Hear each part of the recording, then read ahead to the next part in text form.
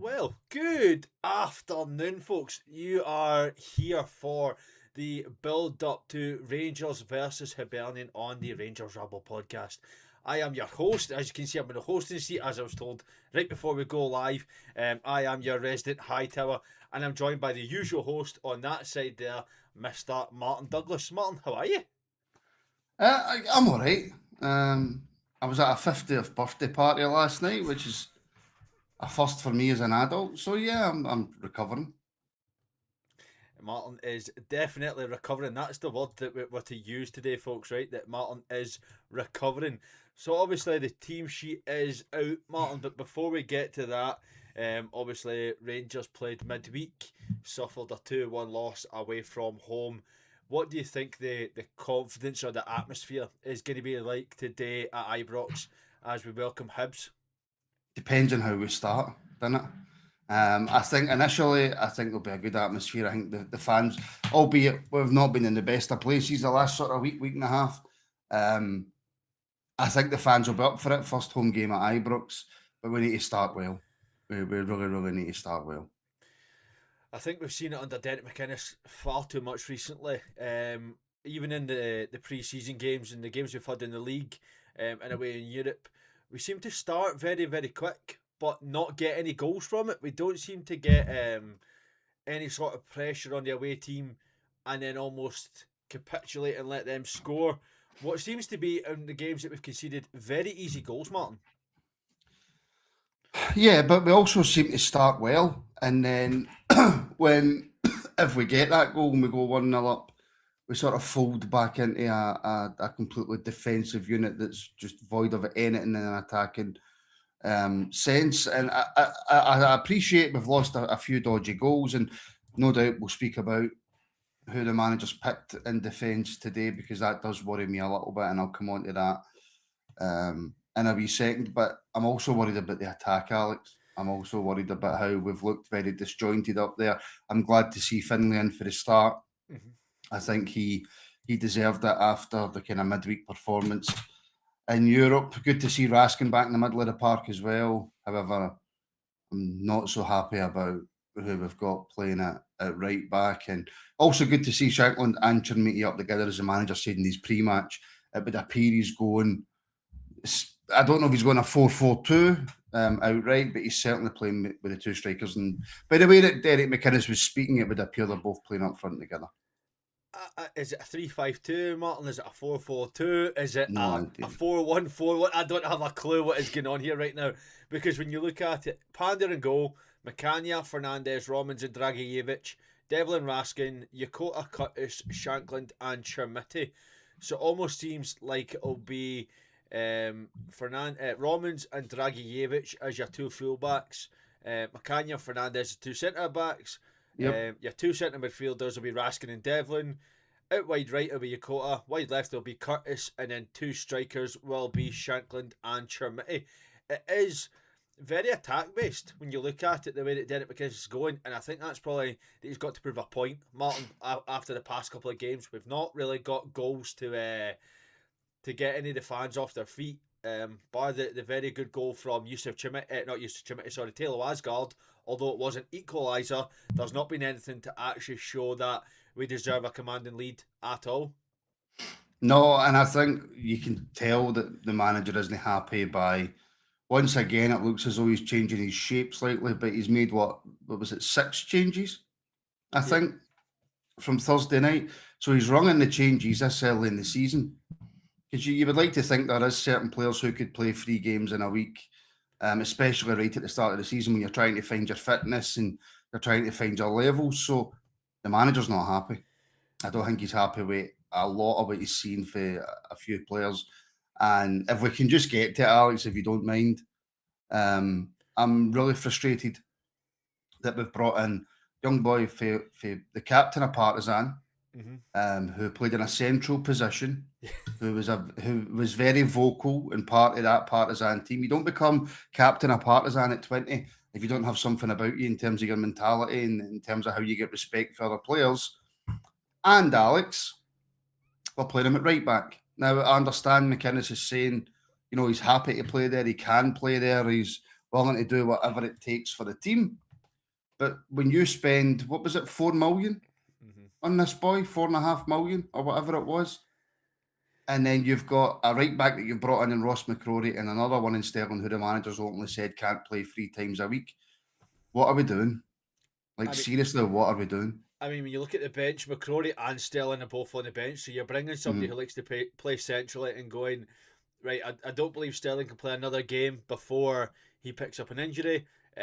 Probably not, I mean, we're all probably saying probably not happy with Ross McCrory's performances, so he's gone, right, Dragicevic, you can just go out wide right against a Hibs team who probably will smell blood this afternoon, Martin, especially when we've been playing. Again, it's another change of formation. We're going for this 4-4-2. I don't get why you're paying that kind of money to then play a boy out wide right. Now, listen, Dragicevic might actually show that he can play there, very comfortable out there, and try to make that spot his own. But you're bringing him in to be a central midfielder, not a right back. Again, it seems like a Dujon Sterling situation where it's right. How many positions can you play? You can play right back, you play centre back, right mid, right, cool, getting them all. And that's exactly what we look like we're doing with Dragicevic. If this boy puts in one mistake, folk are going to be jumping down his throat. But he's playing at a position, again, I don't care if he says he can play there. You've got 2 right backs on the bench who are comfortable at right back, and you've decided not to use either of them. What does that say to Ross McCrory, by the way? Who, as far as I'm concerned, we were told was brought in to be the right back, or it's at least the squad option at right back with Dujon Sterling. I don't think Ross McCrory's started the first couple of games particularly well, to be honest. But what's that saying to Ross, Alex? That, oh, here, by the way, this new £4.5 million midfielder that we've brought in, who was the captain of Partizan Belgrade, anyway, he's playing at right back. Ross, you're on the bench. Do you know what it shows to me is that nobody's confident with Ross McCrory. The fact that we've gone, you were brought in for this kind of money, Ross. You're brought in to replace Tav and be that right back going forward. But after 2 games, 1 game in the league and 1 game in Europe, we're just not playing you again. We're not playing you right now. We're going to play Dragicevic out of position. I can see him probably coming on at half time or coming on, but there's a point there from AJ Football Fan. We have got 2 right backs who are prone to an injury. I don't think Ross McCausland is as bad as Dujon Sterling, but still, these are games that we need to be winning, Martin. We're at a start of a season where we're sitting, well, when I last checked, we were sitting 7th because we had 1 point. We need to be getting off to a winning start. Surely we play our strongest team. What that probably tells you is Derek McInnes is still trying to figure out what that strong team is. I don't think he fully knows who his strongest 11 is. And he's trying to figure that out now, because the amount of formation changes we've had people personnel change in and out. I still don't think he fully understands his strongest 11 here. No, I don't think he does. And there's a question there for Jordy. If Dale doesn't win today, will there be questions asked of him? And I think when you start putting players into positions that they're not necessarily comfortable with, when you have the other options to play in those positions, I think if you then don't get the result, that does ask more questions. That puts more scrutiny on you as a manager. Whereas if he plays Ross and we don't get the win, or we drop points or whatever it is, then there's a certain kind of part of the fan base that can go, well, all right, but he's playing the players. It's the players. Whereas when you start to then mess with that and shuffle about and put square pegs in round holes, that's when the support will come and say, right, well, wait a minute, what's Derek McInnes actually doing? Does he know his best team? He's had a full pre-season with a lot of these players, and now all of a sudden we're changing formations. We're making 5 subs at half-time over 2 games. Does Derek McInnes actually have any idea what he's doing here? For the record, I think he does. I think he'll be a very, very good manager for us, especially if given time, he'll be able to bed in his ideas and stuff. But he's certainly not in a great place right now in terms of trying to figure out what his best team is for me. And I also, I know this is going off on a wee bit of a tangent, but I did see this comment earlier. It's not my comment. But now the squad players being brought in, that needs to stop. Now, if we're bringing in any players, they have to be, and it's going to cost money, but we're going to have to spend that money. It has to be starters. It has to be, in terms of big names, Alex, I'm talking about big transfers, because Rangers and Celtic can't afford to bring in big names because a big name now, minimum's 30, 40, 50 million for a big name now. But you understand what I mean. Yeah. We need now, from today onwards, before that transfer window shuts, we need first team starters. Well, we do. We definitely do. I want to talk about then, Martin. You've mentioned it. We need to be bringing in first name starters for big money. Well, if we're led to believe the press from today, it's come out that Rangers have apparently rejected a bid from Galatasaray for Yusuf Chermiti. The tweet says Galatasaray made a verbal offer of €25 million for Yusuf Chermiti, who wears the Rangers jersey. Rangers rejected this offer and demanded a €40 million transfer fee. Negotiations are ongoing.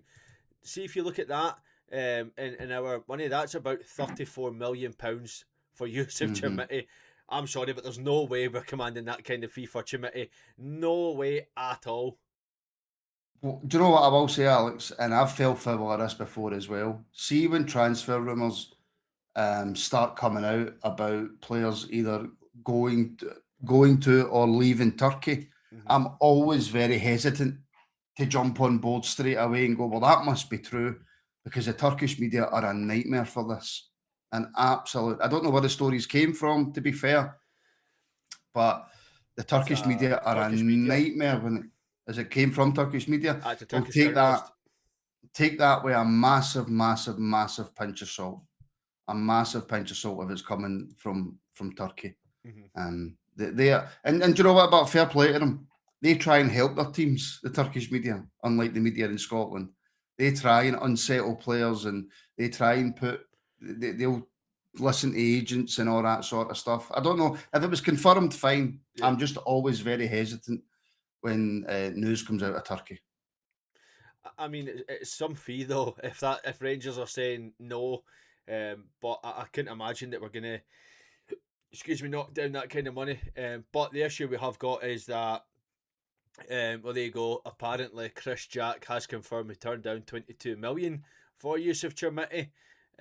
So if we are, that is silly money. Well, see if that's the case, right, and that is factually true, then that means that if you're the director of football at Rangers, right, and you've turned down 22 million for Yusuf Chermiti after what Yusuf Chermiti has done, right, which up to date, Alex, is, he's been okay. He started slow. He got a little bit better. He started this season slowly again.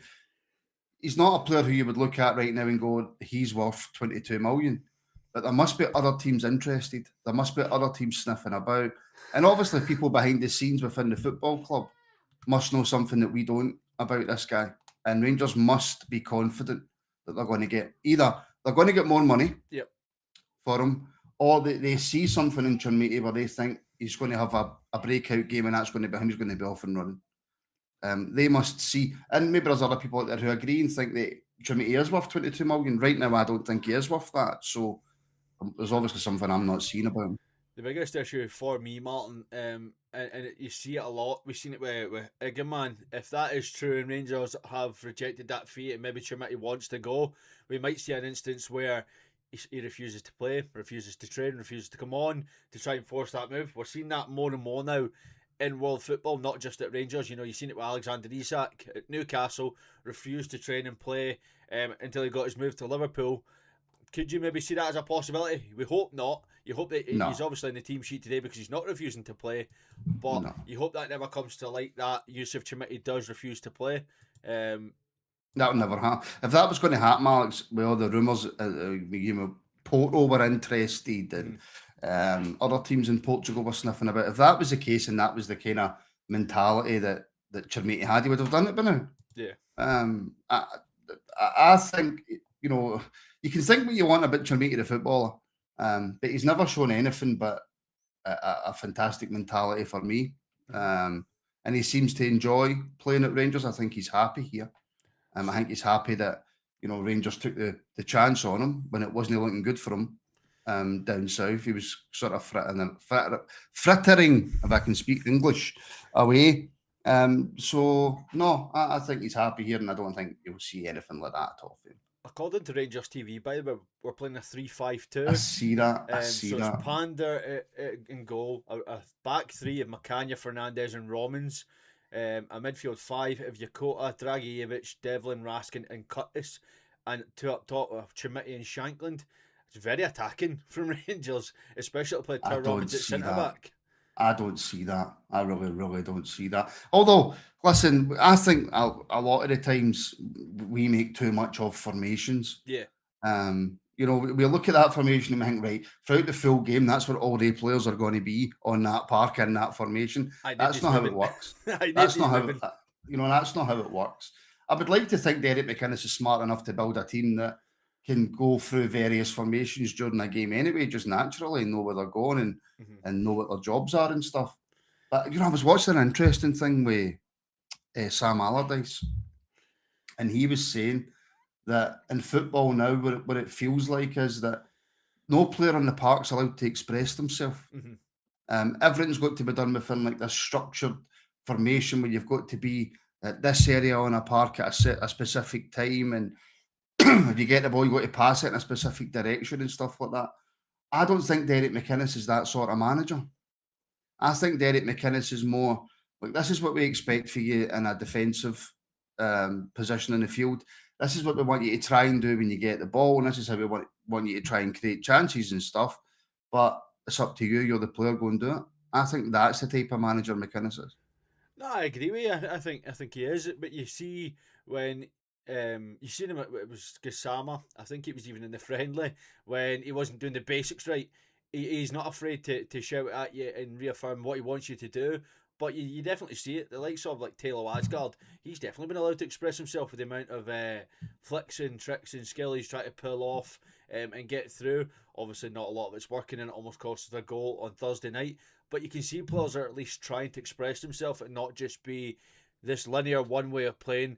The manager's told us what to do, and that's how we play. Everybody's got their own characteristics and their own way of playing, and we do see that. And maybe that's why you see it. Like, I'm watching the goals, but look at the way Yusuf Chimiti tries to hit that goal in for the own goal. Like, that's not if that's Shankland or any other striker, they're trying to smash it in rather than just trying to be fancy and flick it about.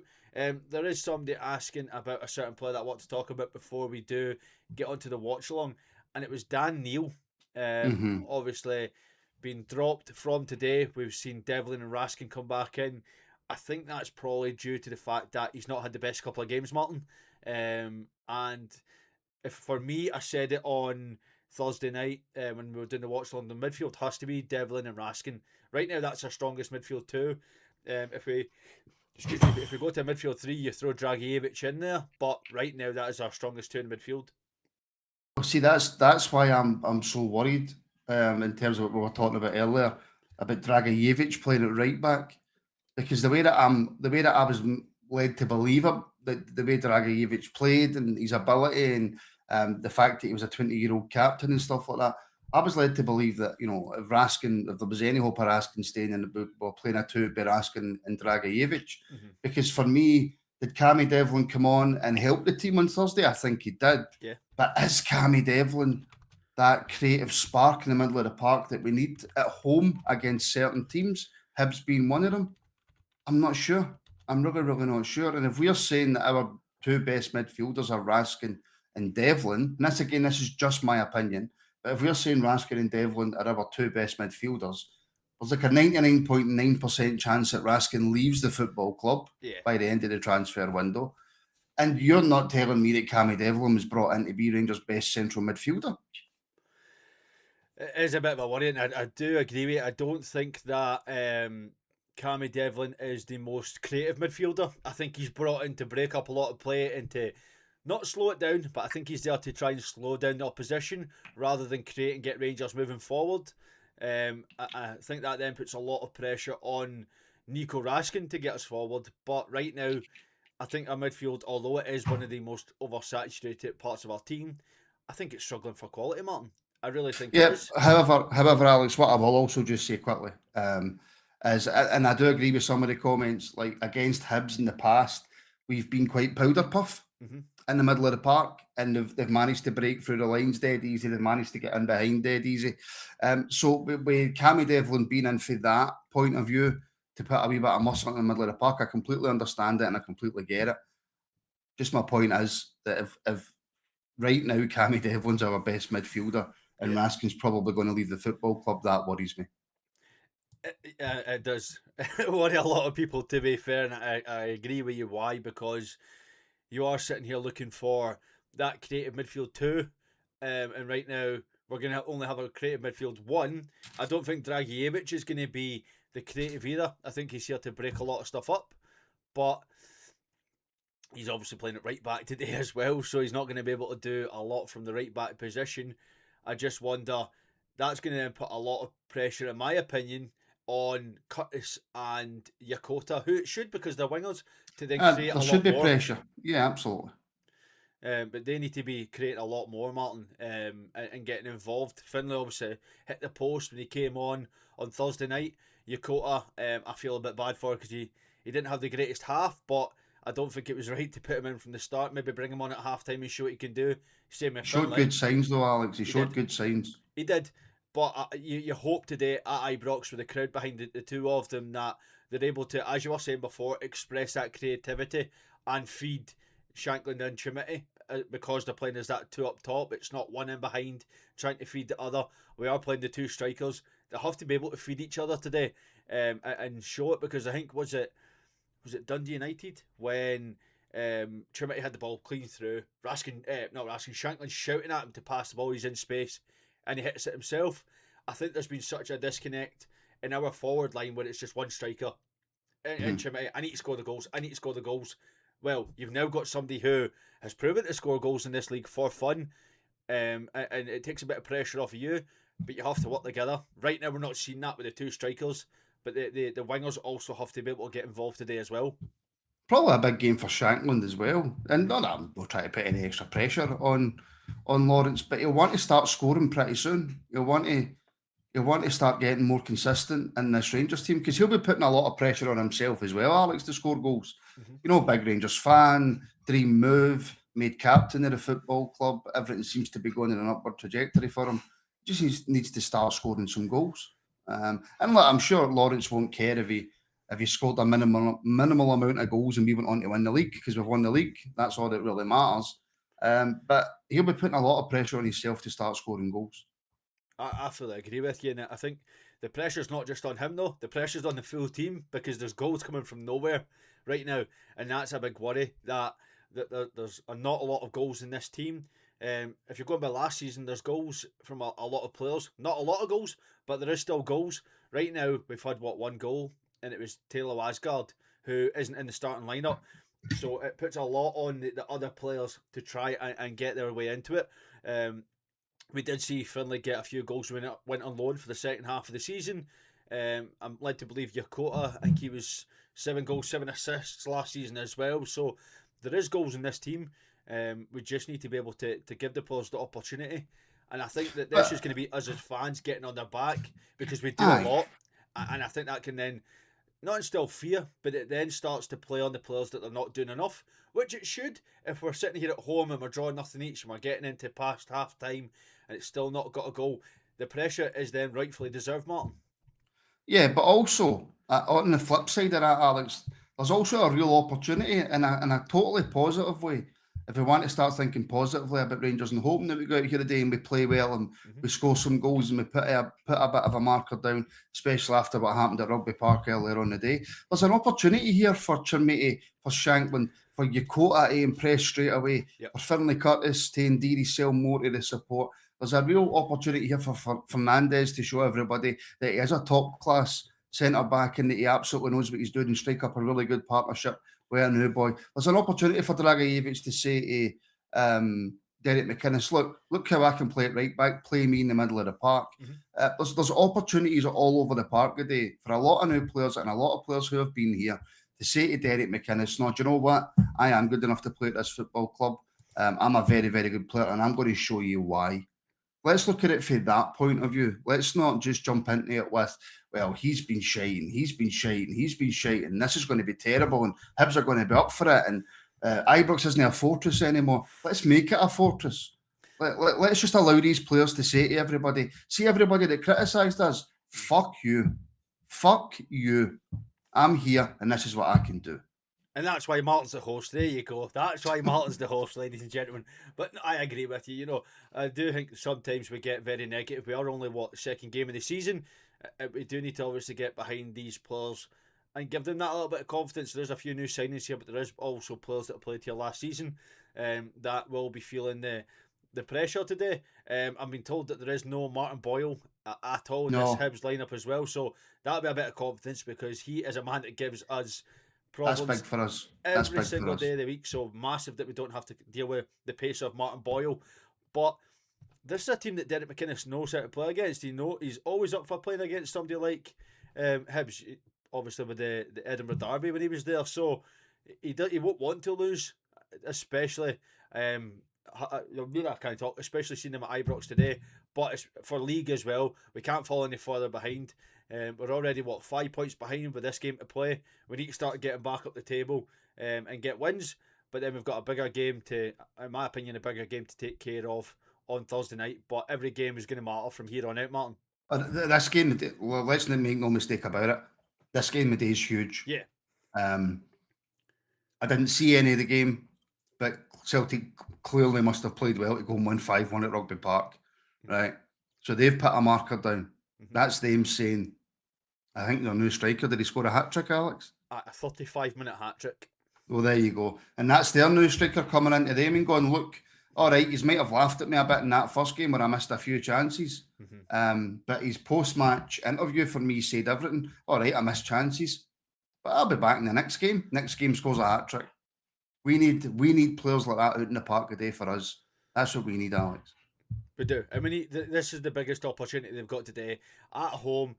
What is a packed out Ibrox to just show that we can take the criticism. We've not had the best start to the season, but let's show you exactly what we can do. Let's go out here and put a show on for all these fans out here today, and let's lay a marker down that we're not going to be a pushover for the rest of the season. Ibrox will become a fortress when we start winning these games, when we start laying it down. We don't concede silly goals. We blow other teams away. That's what we need to start seeing. And see when we do, everybody can then go, do you know what? Fair enough. Fair play to Derek McInnes, because a lot of us were too quick to say, right, out you get Derek. Because after that game on Thursday night, there was more than a few fans that were saying, is this too big for Derek McInnes already? Should we be seeing him out the door? Well, he needs to prove a lot of these people right. And I will say... Can I just say that I'm going to let you go, Alex, and go on with the watch along, mate, right? But just before I do, I will say that a few comments. Foxy lad, it was Kilmarnock. I don't care who it's against, Foxy lad. Aye. A hat-trick's a hat-trick. And the confidence is confidence. They're playing Kilmarnock away, we're playing Hibs at home. So what, if we don't win 3 or 4-0, then today doesn't matter? No. They've went out, they've put in a performance. Our new striker's scoring goals right away. And we're complaining that we're not scoring enough goals. So that's a worry for me. And it's not that we should be worrying about what they're doing, but at the end of the day, it's our rivals for the title. Yep. So we have to be very wary of how they're playing, what they're doing, and how they're doing it, and how they're going about it, and all that sort of stuff, because it's our rivals at the end of the day. But all that said, I'm confident in Rangers today, Alex. I think we're going to do it. I think we're going to start to gel. I'm going to say 3-1, and I'm going to say Shankland gets a double today. There you go. I'll say 2-0, and the strikers get a goal apiece. Before I let you go, Martin, just a massive thank you to Colin Cameron, who has become a member of the channel as well. Scotland International Colin Cameron, is that? And then also said, didn't realise I wasn't a member, so there you go, straight about it. Didn't realise I wasn't a member, so there you Colin, go. Colin, thank you very much, Colin. Thank you so much, everybody, for the support. And did you play for Hearts, is what I want to know. There you go, Martin wants to know before he goes, did you play for Hearts? So, right, Martin, I'll let you go there now then, and you will see you at half time. Back at half time. So, yeah. Until then, Martin, thank you very much, and cheers, everybody. Enjoy the game. Look at that for a transition as well. Straight away. Hightower's got the hat on. We're winning. No bother to. Suter, is he injured? I actually don't know him, my friend. I would check my phone, but I've left it down the stairs. So, no phone for me. Afternoon, Ramy, sir. Right, let's get this sorted out, because now Martin's away, we can properly sort this out. A little bit of changing. So we'll move that to here, that to there, do that. Where is me comments? There we go. So I can still bring them up. Let's see. Afternoon. It's a 4-2-3-1 formation. Well, according to Rangers TV, it's a 3-5-2. So I don't have a clue what we're playing now. 6-1, a bit drastic. I'd say 2-1 Rangers. Thank you very much. Appreciate it. There you go. We've got the phone right. Let's check the bench while we're at it then, will we? So the bench for Rangers today is so Kelly, Sterling, Neil, Diamandi, McCrory, Asgard, Chukwueze, Gisama, and Nadiri. We're playing football. Rangers 2, Hibs 1. Come on, the Jers from Dublin, Ireland. There you go, Robert, sir. Stop shitting that. We'll get rid of that. 3 points is all that matters. Right, where's my tiny clock? We'll get the tiny clock ready, and we are off. Look at that. I was just looking for the clock, and we are off at Ibrox here. A win is all we need. 3 points. I fully agree with you. Right, look, I'm coming. There we go. So, it's all that matters here. I win and nothing else. A win is all we need. 3 points. I don't care if it's ugly, Alex, mate. I like you, bro. But remember what you said against Jag. Win today or Dallas fuck. King, Kenneth, sir. Listen, he's not going to be. He's going to be in a tricky situation if we don't win the day. But I definitely don't think he's fucked. Union, Broxy Bear, 3 points. Exactly, my friend. Suter has been told he is not in McInnes's plans and is looking for a new club. Rangers TV said 3-5-2. Aye. Drago is playing as a fullback. 6-2 to the famous. See at half time, Aldo, sir. Crap bench. The bench is obviously not the greatest, I will agree with you. The bench is not bad. It's not the greatest, but it's not bad. Oh, Yakota's just too far wide there. He's just too far wide there, but the keeper has punted that out for a Rangers throw. Has been told that he's not got a future at the club and needs to be moving on elsewhere. Yeah, Ronald, I agree. 1-0 or 5, don't care. Yakota. Ball in. Dragicevic just can't get that in there. Ball over the top though. Pander. Oh. And we kept it in play as well. Well done from Pander there. Oh, there's Manny Fernandez. Yakota. Oh, Yakota with a slap pass there. He does slip as he tries to. I think a lot of fans will. A lot of fans will say that, if we don't win today, that he can go. We're going to win like 10-0. So if you're not Rangers, pack your bags. Rangers just not playing the greatest right now. A lot of slap passes. You went to the Bonnie Ring game yesterday, Jamie. Any good, my friend? Any good? To Romans.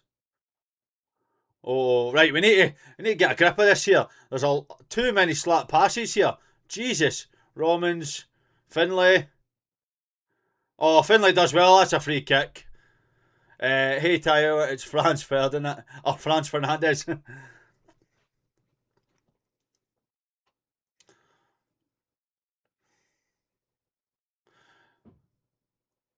Mega will be a good battle for Curtis. Oh, he will, but you can see there, he's had to foul him straight away and pull him down because Curtis has spun away from him. Bit of composure. Aye. Fully agree, Ramy. Bit of composure. Hello, James. Aye, Dragicevic is definitely playing it right back. Krychek. Hello, sir. Romans. Curtis. You can just see there's a lot of doubling up here. I mean, we're 3 minutes in here, and you could already see that the pressure from Hibs is mad already. Good from Dragicevic. Yokota. Dragicevic. Oh, he just dragged it back there. But it was intercepted. That was a great bit of play there from Yokota and Dragicevic. Yokota as well. That's not a free kick.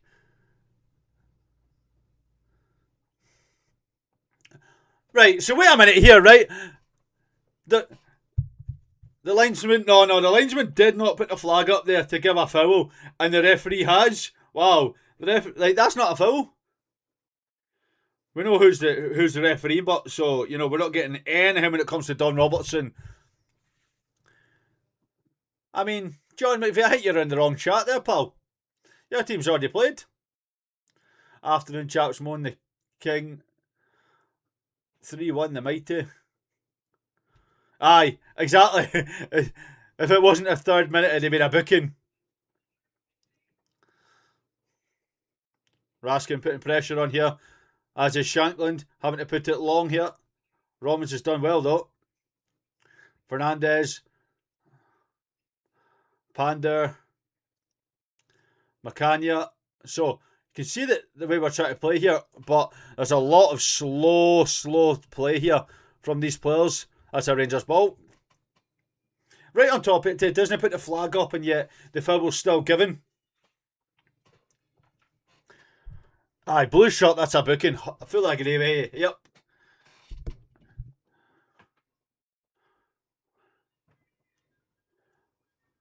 Yeah, Cammy Devlin, UFC fighter in the lineup. He is indeed. Romans on a wee bit of a run. Oh, he does well there to give it to Finlay. Finlay to Chermiti. Back to Finlay. Oh, unlucky. Bit too much on it there. Dragicevic. Yokota. Makes the overlap again. Yokota. Puts a ball inside here. Well, Beta having to put that for a throw in. You can see the pressures there. Aye, exactly, Kenneth, sir. Mental. We're only 5 minutes into.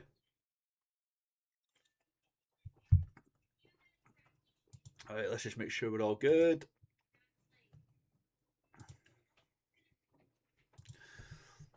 Finlay heading for the byline here. Does well, bit too much on it though. Yusuf. Fernandez puts it out wide to Yokota. Dragicevic. Macania. Oh, right. I know we said we needed composure. This composure is definitely appearing. You can just see the way we're playing. That's a lovely switch to Romans, but he just can't control it. That was a lovely switch.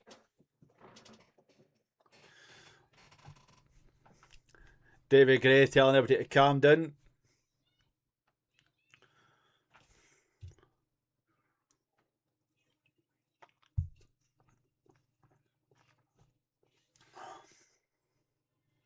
When does the countdown start there?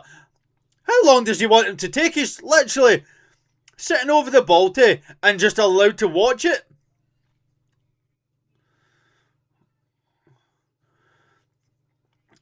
Jimmy, I don't know where you're getting that, to be fair. If the negativity's in the comments or the people on the podcast, not sure, pal, because pretty much everybody on this podcast frequents Ibrox quite a lot, my friend.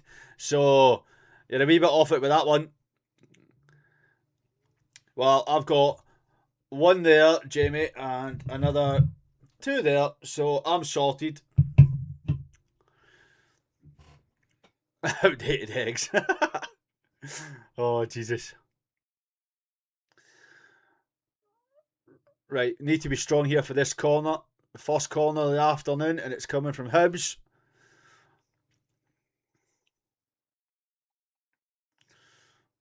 Go for the outswinger here.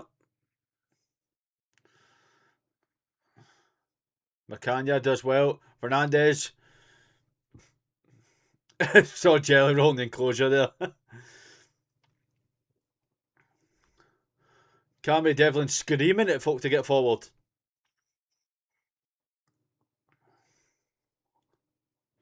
Fernandez just hooks that in the air forward. Shankland's onto it. Devlin. Again, just nobody there trying to win that first ball. Curtis has done well though. Picked the pocket. Shankland to Yokota. Just behind him though, so he's having to stop his run here.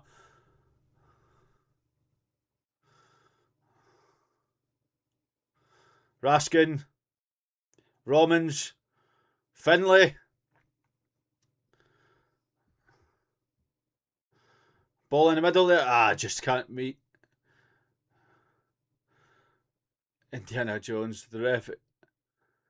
Oh, well, we'll see the ref as the season goes on, but we already know it's going to be bad, especially when they've disbanded the KMI panel.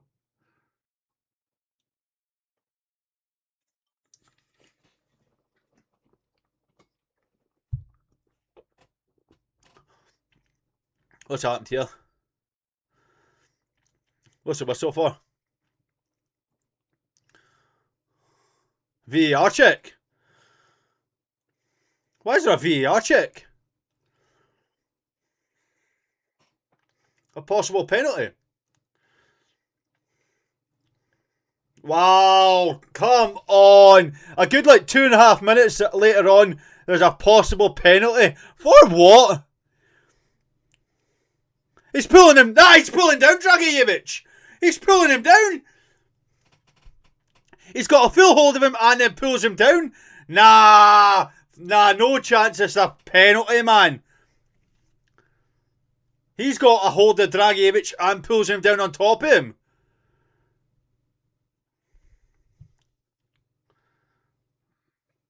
No chance.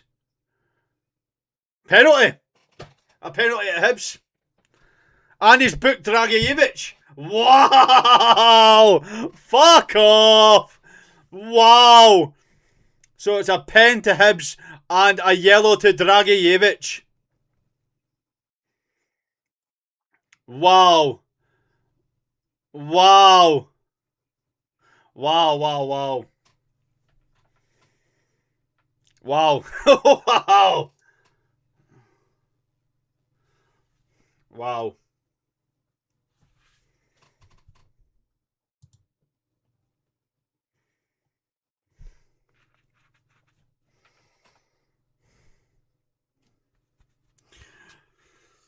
Oh, literally, how fucking long did they want before they even thought of giving that penalty, by the way? It was 2 or 3 minutes before they decided that was a penalty. That's ridiculous, by the way. Absolutely ridiculous. Aye, is it? No way. Well, here we go.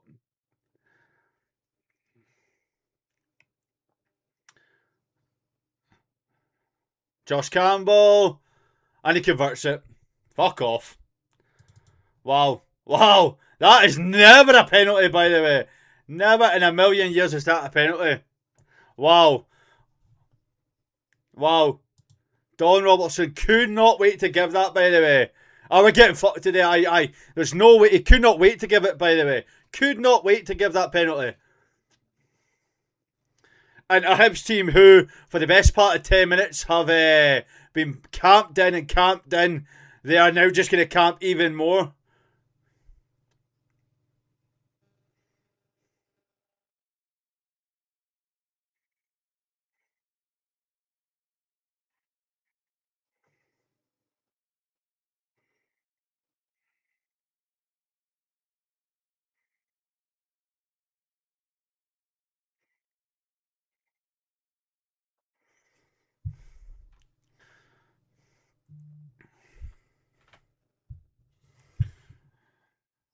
I'm actually stunned that is a goal. Yusuf Chamete! Oh!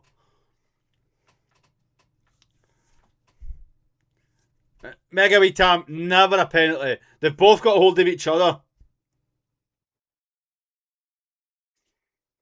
Never. Never a penalty. Absolute joke of a decision. We would never get a call like that. And the issue for me is that the fact they took 3 minutes before he even went. By the way, I want to go back and look at that. Oh, mad pup, there's going to be more than a few swear words after that. VAR definitely, I'll come in the cunt.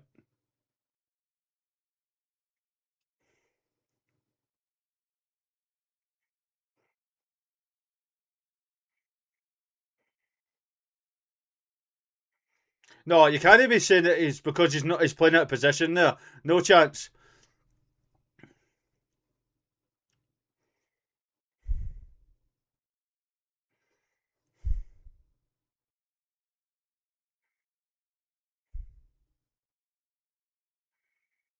No, well, they've got rid of the KMI panel, so they don't need to worry about what the coming out and telling us they got it wrong or whatever.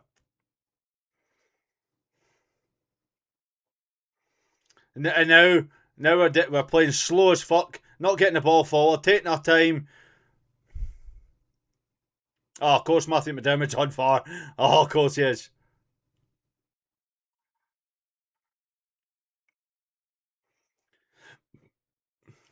Chimity, Curtis, Raskin had the opportunity to put a ball in there and took his time. Raskin goes to put a ball in this time, it's intercepted.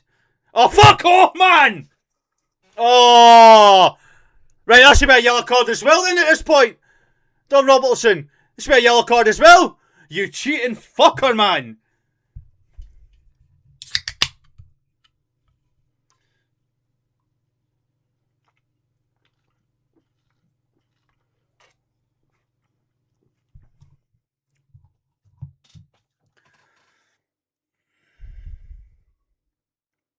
Ian, no, not a single player reacted. Not one. Not even the Hibs players reacted.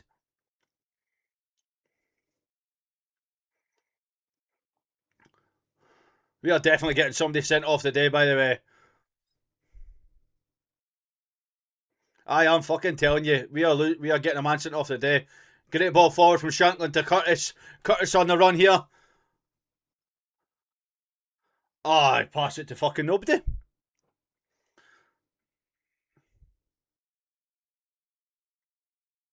Oh, well done, McCanya. That not foul, no?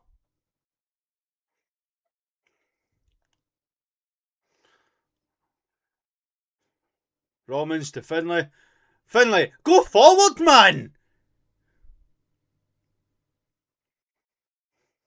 Right, and see if Devlin have only one not booked. Dragijevic to Yokota. Yokota.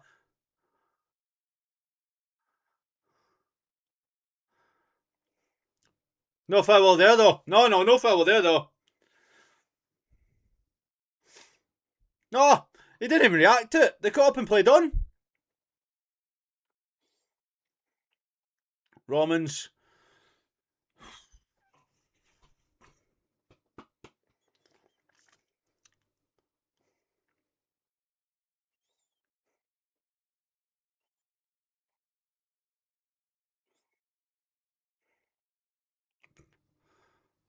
Pander's done well here. He's giving it to Finlay. Oh. Not a free kick though, for the fact that he's fucking fouled to fuck there from Finlay Curtis. Not a foul at all. Aye, of course it's not. Great tackle. Devlin. Oh.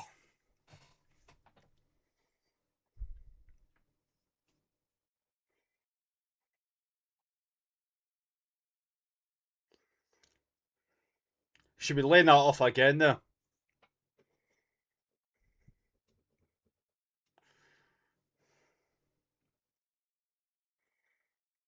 Cassie, don't you start with that pish.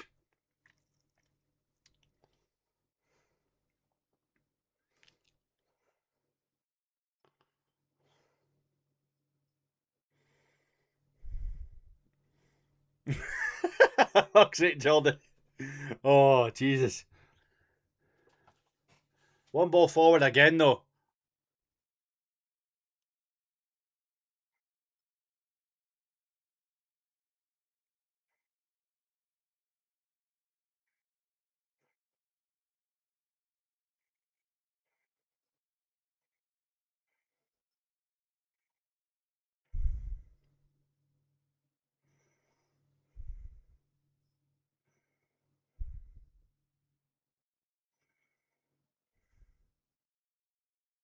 Oh, he will. Shankly better score against these, man.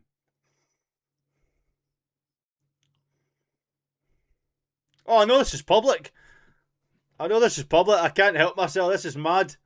What we're having to watch a part of here.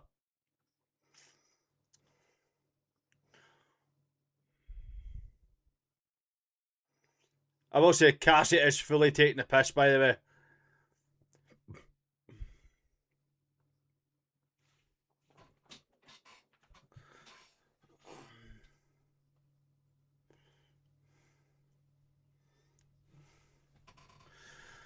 Yokota, Devlin, Yokota, Dragicevic, Macania. Oh, this is just slow. Oh, well, I don't know. She might be.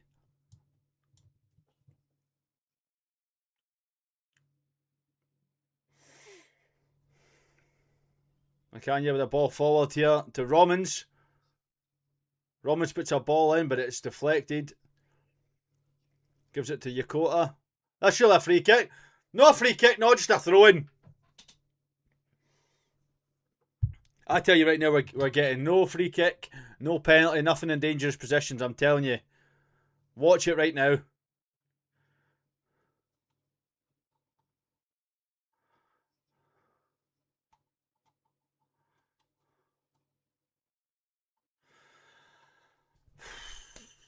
Yokota.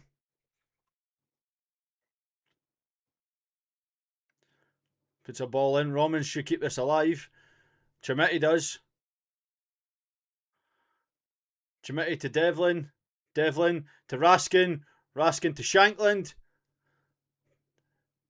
Dragicevic. Devlin. Romans.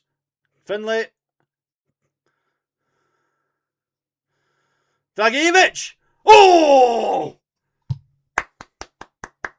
Oh, unlucky there for Dragicevic.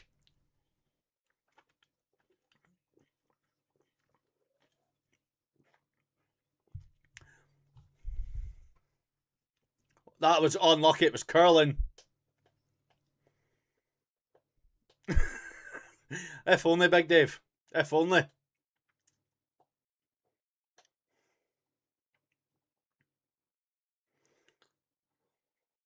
Oh, of course.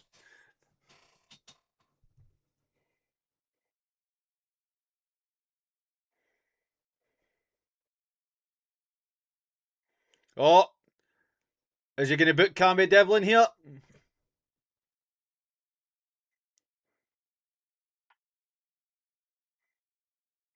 Oh, no, he's just not letting him.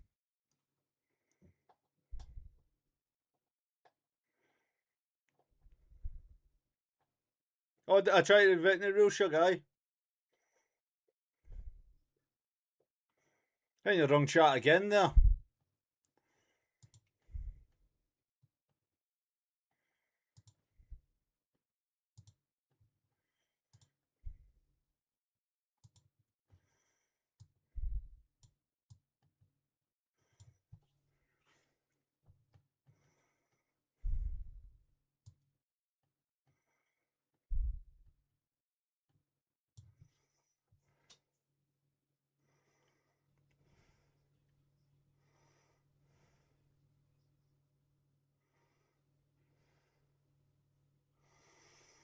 Bye, Shug.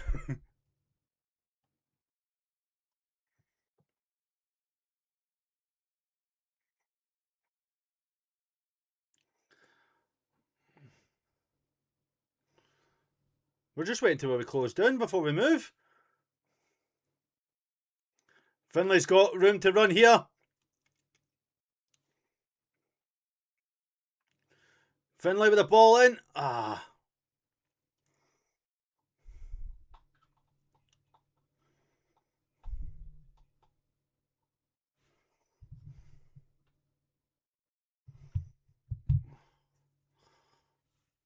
Rangers corner.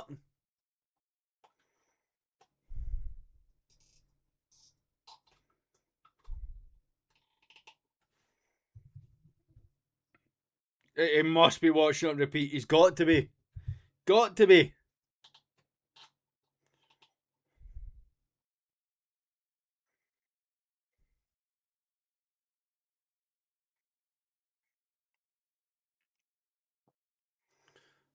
Just keep this going. Keep this going. Romans puts it back in. Yokota. Oh, he's done well there. Yokota's done well. Oh! Off the line. Oh, I thought you might have scored there. Yokota's done so well. But the block off the line.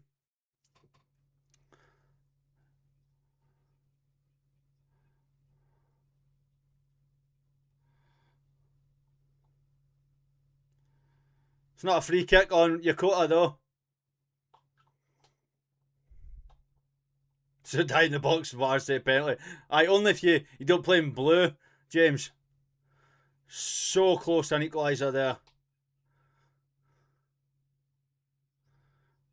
Finlay again out wide. Raskin. Finlay. Devlin. Raskin. Not Raskin, sorry. Now Raskin's on the ball. Devlin. No, Chef, no. I'm liking Yokota. It was great feat to get to the byline the way he did. Macania. Yokota puts the ball in again. Oh, and it's cleared. Out for another Rangers throw in here. Starting to pick up the tempo a wee bit now. Pick up the pace. This ball here, though, just works his way through. No doubt that they pulled this back and said the ball went out of play.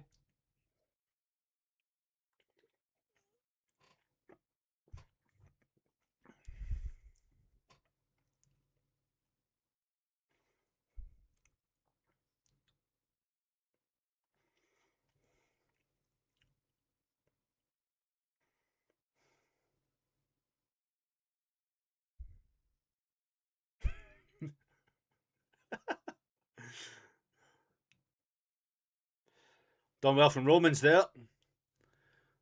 Curtis puts a ball in.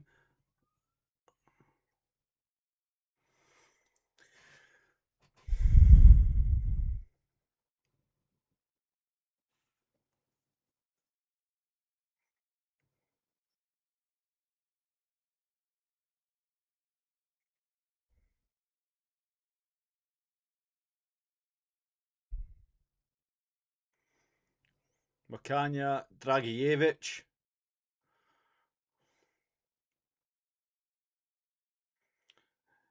Miguel, that's fine.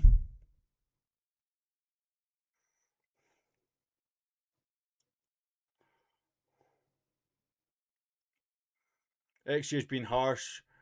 Rangers 0.4, Hibs 0.79. Could have got the penalty in it.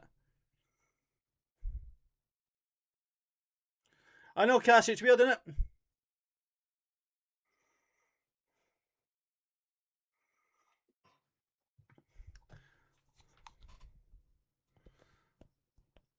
it? Fuck it. Aldo. Gets the numbers up, doesn't it? Afternoon Frank. Oh, Paul, I don't have a clue, mate. Don't have a clue. Fernandez to Romans. Curtis again. Fernandez. He's got pulled down. And he pulled down Dragijevic.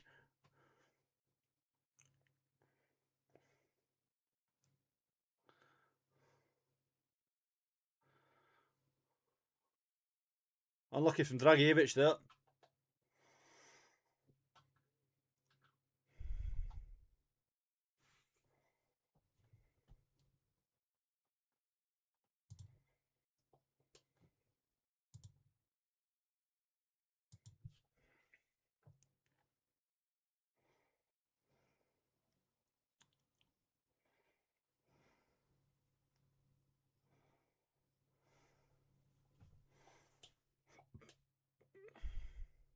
It should, but it doesn't, Cassie. Unless it says. And then it's not. You're not even sent to the monitor at that point.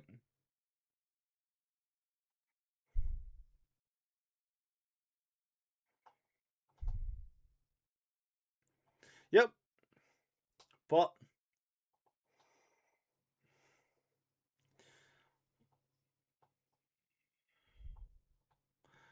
Stephen, you're in the wrong chat there, pal. Catch you later.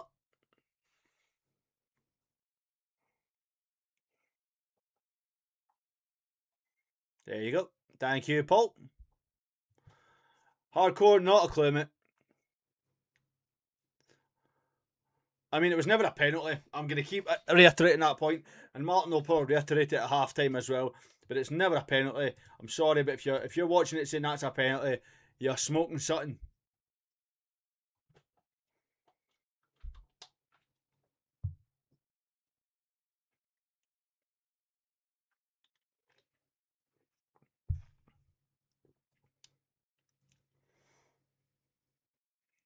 Oh, I know.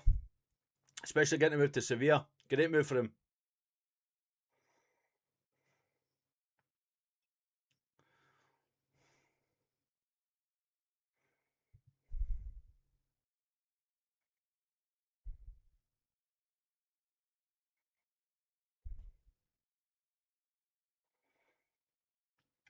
Let's see if Rangers can turn the game around in their favour if they play poorly in the first half, get a lucky break.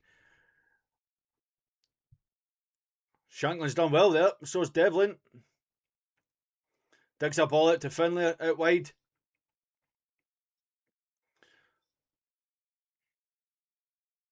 Well, that's just sad, mate. Stephen, that's just sad, pal. Coming into a watch along for your rival team's just sad.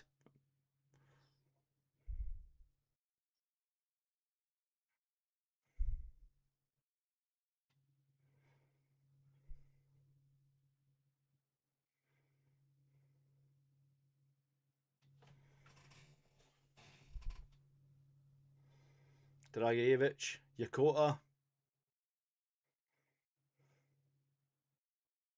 Raskin. Oh!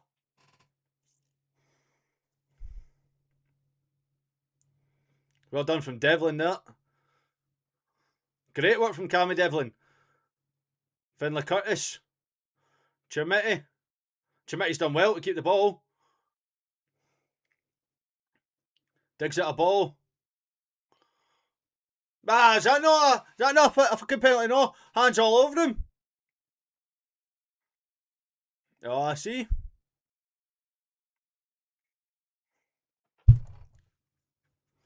Two hands all over him.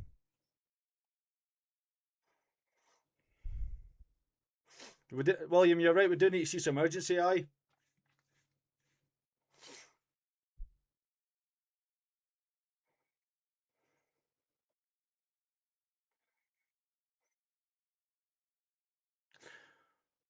Dragicevic looks good. We're never getting a penalty. No chance of it, Jim. No chance.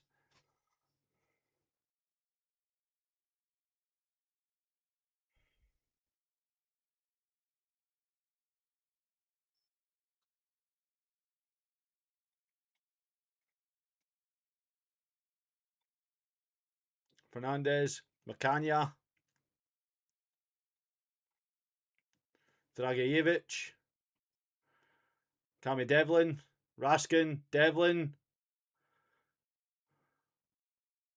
Dragicevic, Chermiti, Shanklin, Chermiti. Oh, he tries to put a ball across the front there to absolutely nobody.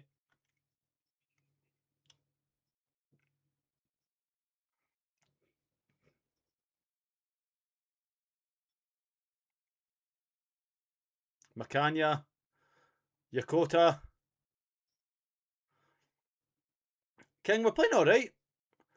We are very slow. Yakota. Oh, he's done well. Very well, Yakota. Corner. Oh, wee man's loving it too.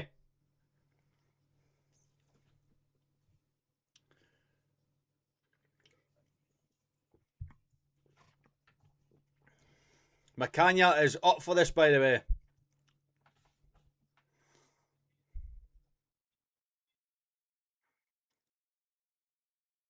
Ute shit.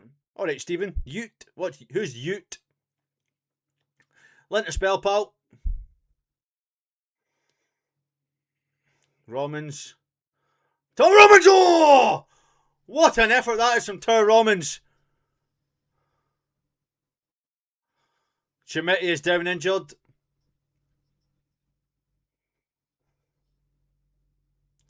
Chermiti is down injured. Romans takes it away though. Raskin. Shankland. Yakota. Raskin, Devlin.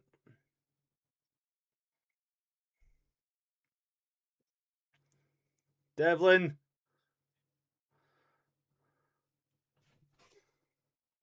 No having it. Oh, and then he gets a free kick the other way. Are you fucking joking? Don Robertson, are you fucking joking? Wow. There's definite contact. Josh Mulligan goes in. Wow.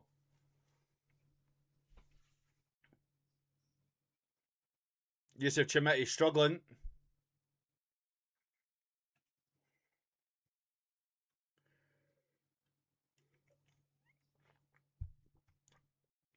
Yusuf Chimiti's definitely done.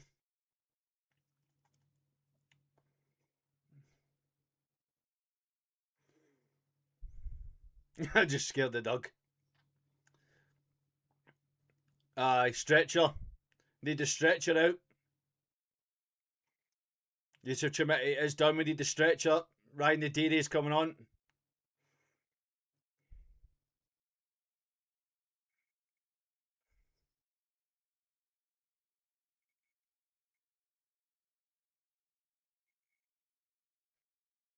Oh, but you know, the check after player safety and that, you know.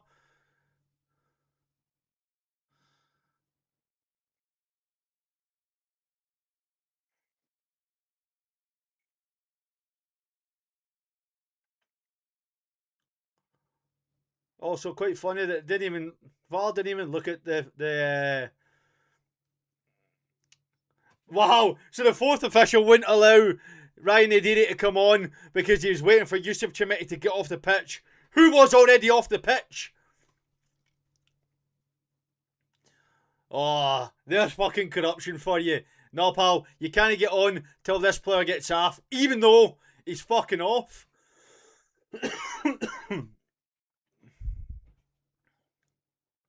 Macania.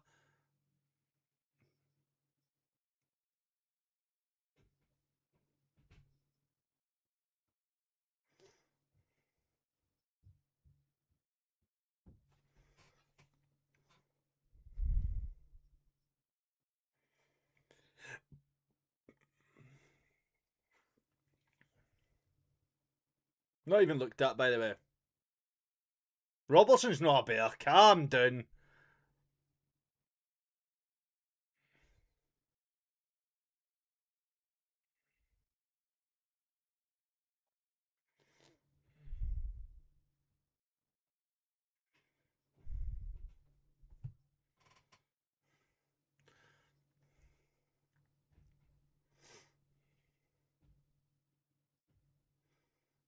Ball in.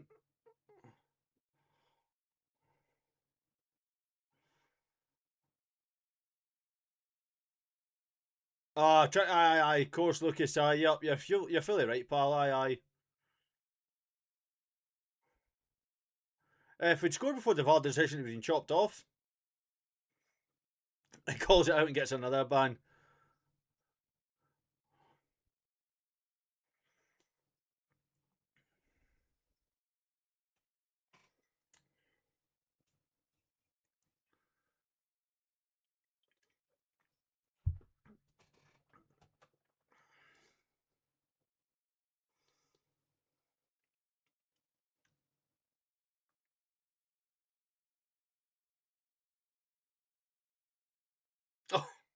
Oh. Oh.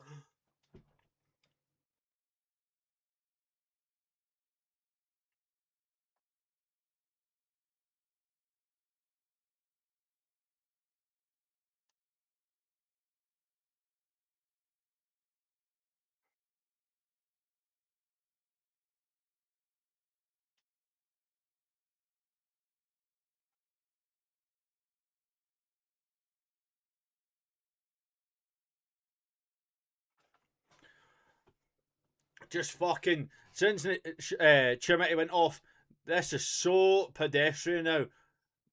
We're just letting them have all the ball. They should have made it 2-0. Dragicevic under contention here. He's done well, very well, but he's now feeling his foot. think he took a sore one there.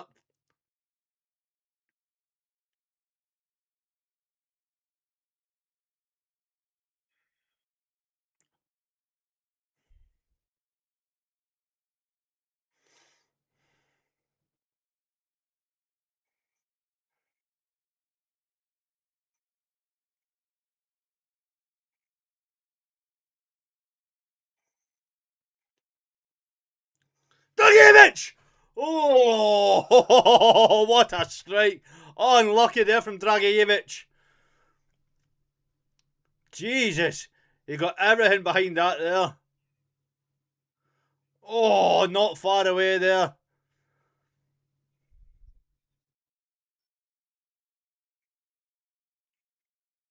Oh, I'm loving Dragicevic, man. I love to see him when he's not playing at right back. My God. He loves a long shot, by the way. Jesus.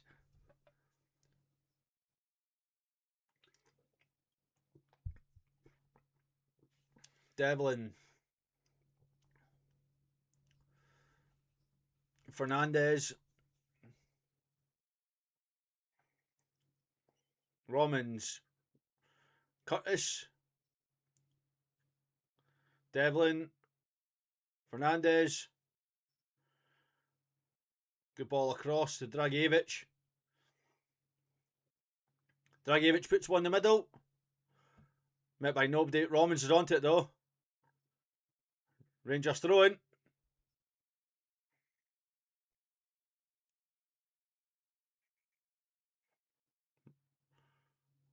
It's a Rangers ball.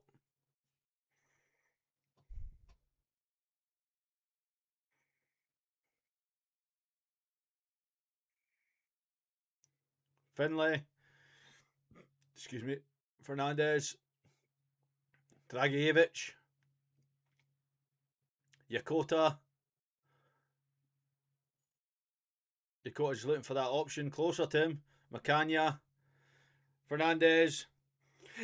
Excuse me. Romans. Devlin.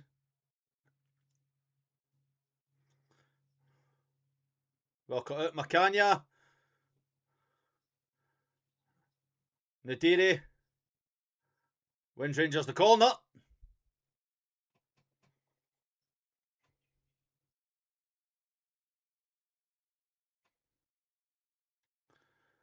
And I hope your mother is well.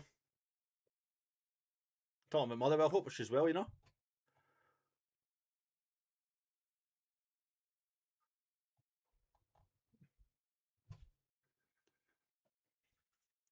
Corner whipped in here. Yakota. Oh. Dragicevic. Out wide to Romans. Macania. To Romans. Romans puts one in here. Yakota. Devlin. Yakota. Dragicevic. Jesus, man. Lucas, shut your hole, man. Oh, of course he's getting a free kick the other way. Somebody do me a favour and get rid of this fucking Lucas, man. Do my nothing now.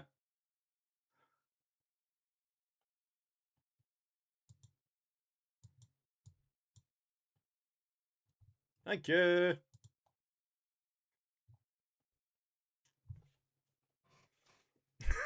Just do my nothing, man.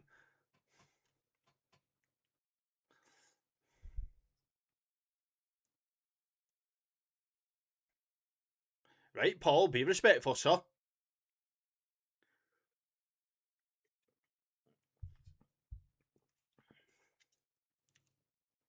At what point is the hand go up?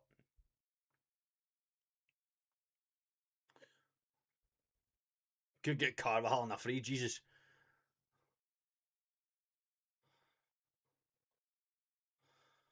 Shankland here.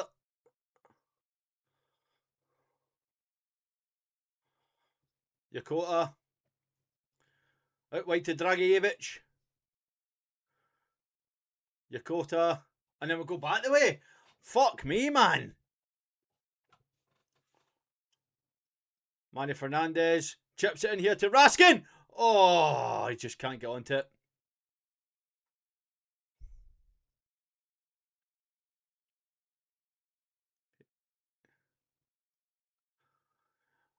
I mean, Paul, are you watching what we're watching here? There's no wonder there's doom and gloom, man. We're getting beat 1-0 at home.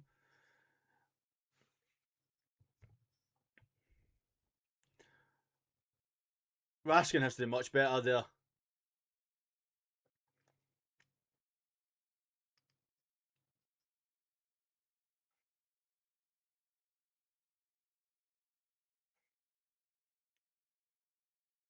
Dragijevic.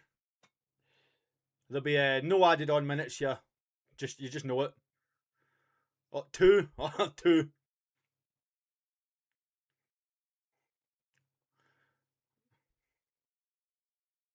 Finlay.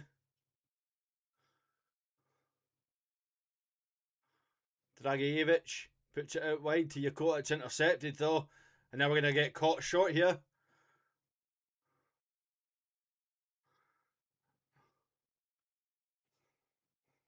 Josh Campbell. Oh, great block. That'll be a penalty.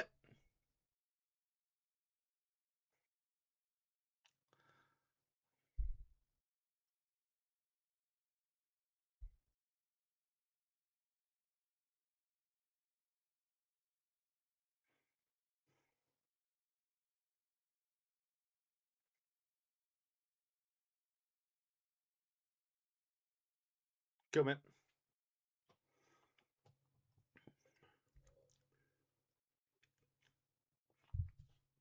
Rangers need to watch it. Don't go in the break. 2-0 down here.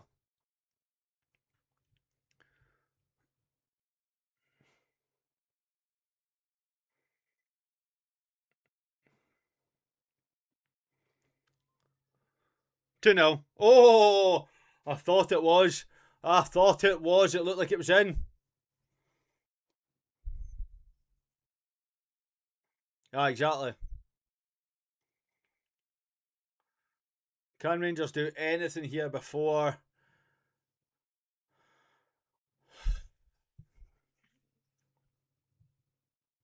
Another corner here to Hibs.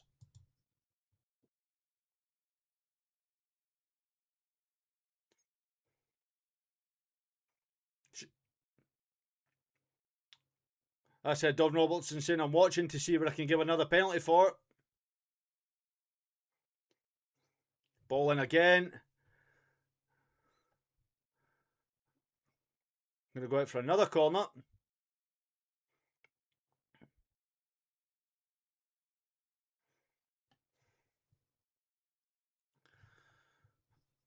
Derek McKinnon sprinting down the tunnel to...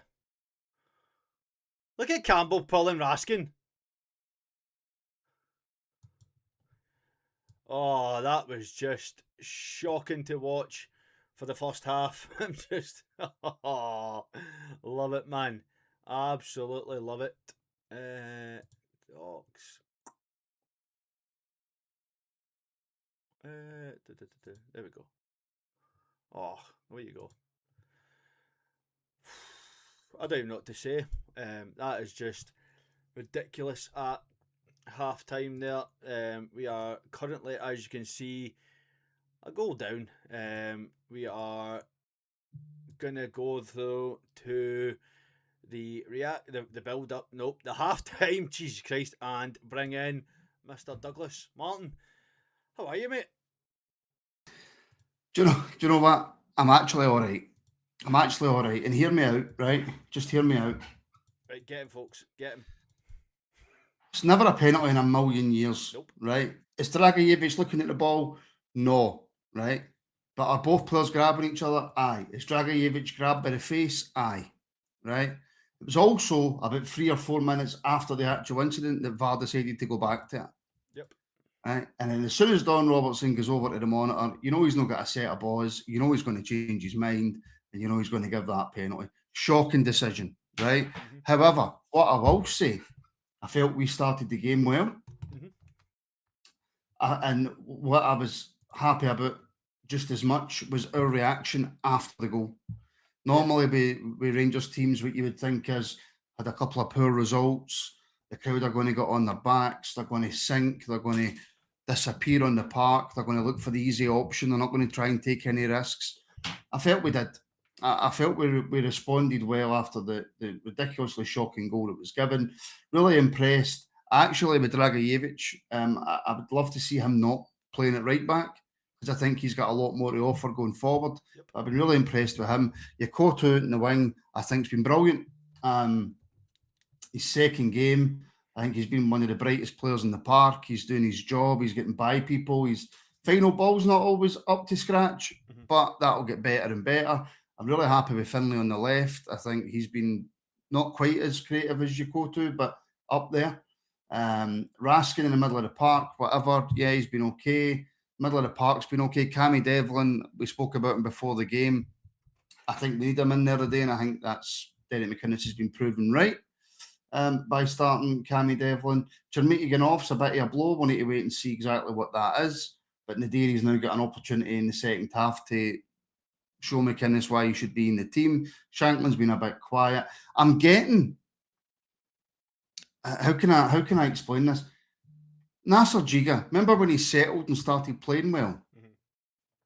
I'm getting those Nasser Giga vibes off Mecania. Not the tallest, but quick, strong. I think decent with the ball at his feet. I think we've found a good player there.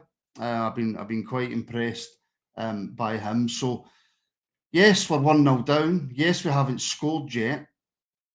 But I'm seeing a lot more positive signs than what I expected to see after conceding a goal. However, we are still a goal down. We do need to come out in this second half. We need to win this game, regardless of decisions that have gone against us. We need to win this game. So where I'm seeing positive signs, Alex, and where I'm not totally downtrodden that we're losing at half time, we need to come out in the second half and change that, and we need to win the game. I don't know what to say, mate. I really don't. I'm just sitting here like watching it. There's been some good performances. There hasn't. I agree with you. I think Yokota, I said that I felt bad for him the way he was thrown in against Jagiellonia, but in this game he has been tremendous. That ball that he puts in where it's cleared off the line from Chimiti's shot, it's all his work. He does excellent to get to the byline. How much have we been screaming for that? Somebody to get to the byline, not just to put a cross in, try and take your man on. He does exactly that. Gets the break of the ball, gets in, puts a great ball in. Unlucky it's blocked out, but we've just looked slow, Martin. A lot of times we've slow. Times, yeah. But Dragicevic loves a long shot. He loves just hitting it, and that's twice now that he's gone close. The opportunity from Tur Rommins, that was one that obviously led to the injury on Chimiti, but again, a fantastic strike. But Salinger's not had to do a lot in goal. He's not had to do a lot. No. Listen, we have created some chances, which is good. At least we're creating something. But you're right, the Hibs keeper hasn't really been troubled that much, and we need to go out and trouble him in the second half. Like I say, albeit, I've seen positive signs, and there's a few players that I'm quite happy with that I think will add something to the team. And I don't think it's all doom and gloom. All that said, it is if we don't win this game. We have to win this game. End of. There's no ifs, buts, or maybes. There's no let's find the positives and amongst the negatives. No, if we don't win, it is a total. It just can't happen. I can't even think of the right adjectives. It just can't happen, Alex. It's a farce if we don't win. But what I am quite pleased at, we've not seen it for a long time. Sometimes it is a heart in your mouth, but Pander off his line, the ball's coming out, he's so quick to react regardless of where the ball is, Martin. He's out up the pitch just getting rid. Some of his distribution hasn't been the greatest, but he has been good at getting off his line, shot stopping in this game. Obviously we can see the penalty gets sent the wrong way, not much you can do about that, but the team overall, it looks solid. We just need to up the tempo. I'll keep saying that. We just need to up this tempo here because the back line looks pretty solid. There's been a few opportunities when we caught out with silly passes up the field, but it's just about trying to feed Nadiri and Shankland. They need to be fed to get the goals here. Shanklin doesn't look like he's fully up for it. I don't know what that's about. Maybe that's a bit harsh because he's not getting service, but he's doing what he did last season. He's dropping far too deep, from my opinion. Yeah. There's guys in the midfield that will do that. Stay up top so that when we get a ball, go forward. Yeah, and it's up to McInnes now, but Alex, Yeah. it's up to McInnes to either make some slight changes or just give a couple of players a little bit of extra confidence or whatever, because we've shown in that first half that we can create. You're 100% right, though. We need to do more of it and we need to create better chances for the strikers. But there's enough there to show me that if we can just switch on a wee bit, if McInnes can change one or two things, and hopefully we're not saying this too often, though, Alex, at half time, if McInnes can change one or two things, it would be nice at half time for me and you to have a chat and it be all nice and calm and cool and we're 1 or 2-0 up and we're playing well, and we're not looking at about how to constantly change the game. How much does he have to change it? I'm not sure. Can he keep this team for the first 5, 10, 15 minutes in the second half, or does he need to change something right away? I don't know. Alex, as I sit here, I'm 100% fully confident that Rangers can come out and turn this around. No, I'm not. But again, as I said in the pre-match, mate, it's up to the players to show the support and to show the fans and to give us something to hang on to and say, yep, look at this Rangers team. And I think it's more hope than expectation, mate, that we can turn this around. See, to be fair though, right, and I'm it just feels like a continuation, Martin, of last season. I'm going to do it again, but how many times are we going to sit here and talk about the referee? Don Robertson is having a shocker. Like, the fact that Rangers were up the other end attacking and they've blown that back to look at a penalty, then the Nico Raskin one, which I think was soft. I don't think there was much contact on Raskin and he goes down, but not even a look at it. Then telling Ryan Nadiri he can't come on the pitch until Yusuf Chermiti is off the pitch, even though he's lying on the advertising board. Like, he's nowhere near the pitch, and yet he's not getting on. I just think that the referees are fully having a shocker here. Draghi they are booked for obviously the penalty, but it's every time there's a little bit of contact. There was one of the instances where a Hibs player went down after very, very minimal contact. He starts laughing because he knows, I'm going to buy a foul here. I don't need to do anything. We go down and we're going to buy a foul. And that's exactly what's happening. Don Robertson is not having any of it. He wanted to have a word with Cammy Devlin. Cammy Devlin agrees, then walks away and he blows whistle him, shouts him back again. And you heard it on the commentary of Rangers TV. Or he's lucky not to get a booking there because it's only the 3rd minute. A booking's a booking. Doesn't matter what minute of game is that. If it's the 3rd minute or not, it just feels like we're going round in circles here with referees. And I said it during the game, Martin, you're not really going to get much with the KMI panel being disbanded. No, and look, I think it's important though when you're talking about refs that people don't then go and switch off for everything else. Because look, that decision changed the game, right? That decision has absolutely changed the game. With that being said, the Rangers then still need to find a way to combat that and go on and win the game. Absolutely. If Rangers don't, is that all on that one decision is the reason why we didn't win the game? No, it isn't. But you have to discuss the shockingly bad decisions when you see them. And the fact, it's not the fact that it was 20, 30, 40 seconds after the incident, Alex, that we're going back to have a look at it. It's a full 3-4 minutes after we're going back to have a look at it. And it's two players with their hands all over each other. Dragicevic getting pulled in the face. How on earth they can say that that's a penalty or that it was a clear and obvious error or whatever whatever you need to do now to get a VAR decision overturned? It's a shockingly honking decision. And Don Robertson throughout the full game, at times for both teams, has been honking, has been absolutely honking. And this is the kind of refereeing that we have to put up with in this country. Can we use that fully as an excuse as to why we don't win games? I don't believe we can. And I think, and I will continue to say it, Rangers need to find a way in this second half of overturning this and winning this game. But referees don't help. And they don't help any team in Scotland. They're dreadfully bad. Dreadfully bad, mate. For me, what got it for me is that none of the Hibs players even appealed it. They got in and played on with the game. So, like, usually if there's a even an instance where you can think, I'm going to appeal this and go for it, and you shout at the referee, you go. None of them appealed for it. They got it and played on. So not No. even the Hibs players seen that as a penalty. But I agree with what you're saying. You know, we need to pick ourselves up and get back into this game and actually take the game to Hibs, because right now when you look at it, we're not. We're doing ourselves absolutely no favours. Yes, it allows Hibs to sit back and put 11 men behind the ball. Good. Means you've got, at one point we had 80% of the ball, Martin. You have to play through the players.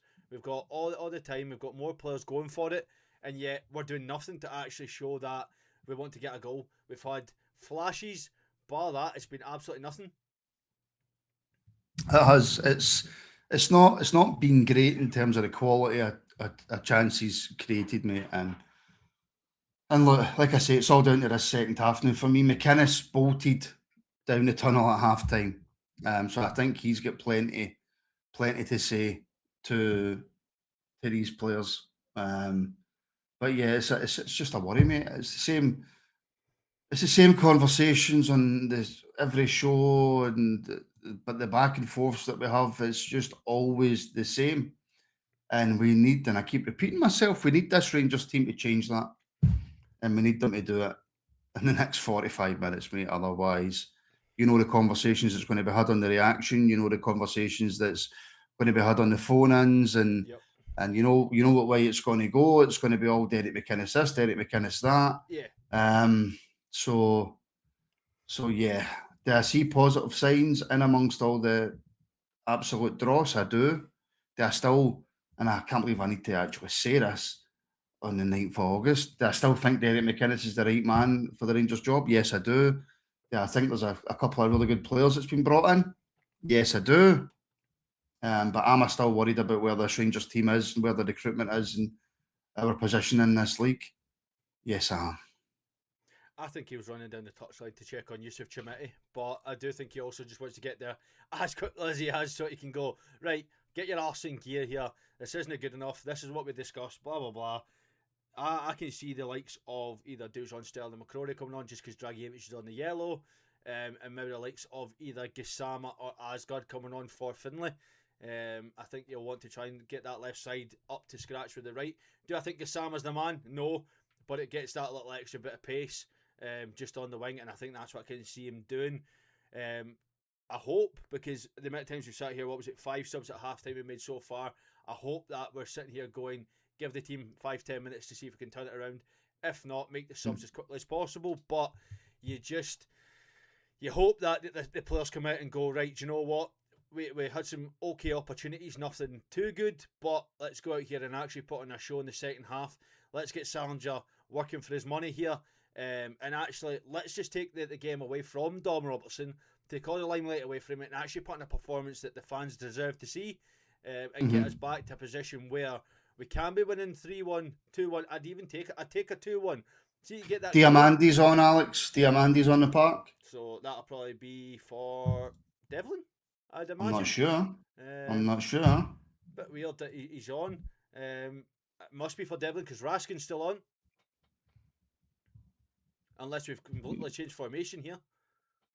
Yakota's still on. He's still getting spoken to. So unless it is just a straight swap, Devlin for Diamandi. No, Devlin's there too. No, there's Devlin there. Oh, surely it's not gone Diamandi for Curtis. Surely not. I'll leave you to it, Alex, mate, and I'll let you get into it in the second half for the guys. Right, aye. No, Finley's on. Right, mate, you carry on. Cheers, mate. I'll see you full time, mate, right? No worries. Cheers. Bye-bye. There we go. Right, let's get all the housekeeping sorted again. Martin's ruined it. Took too long. Right, let's get this sorted. We'll do that. We will do that. So now we need to figure out what we're even playing here. Right, let's get the tiny clock started, will we? Because it's a wee bit behind. Let's get it caught up. Bang, bang, bang, bang, bang. We'll go one more. Bang, there we go. Right. So, need to figure out what that sub was.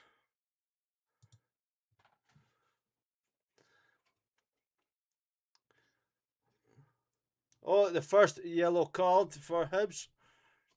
Right. Let's see if we can figure out who the sub was for. Where's my comments?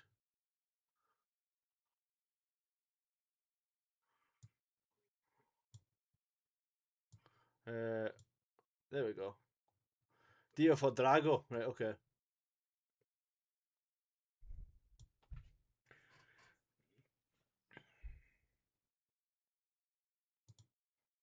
Oh.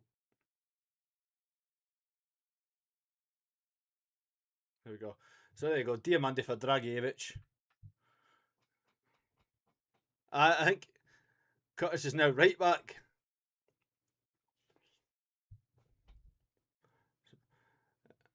Aye, it's a bit weird that Finlay Curtis is now right back.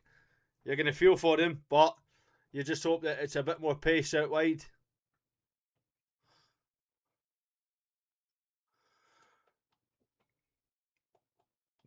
Curtis has played it right back.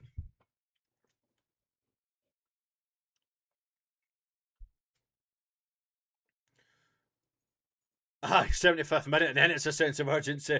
Aye, no doubt, man. Did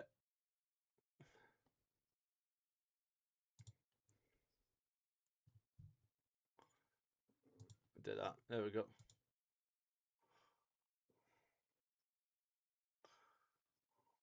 Oh, now win it back. Now we just give it away. Hibs just take the ball forward here.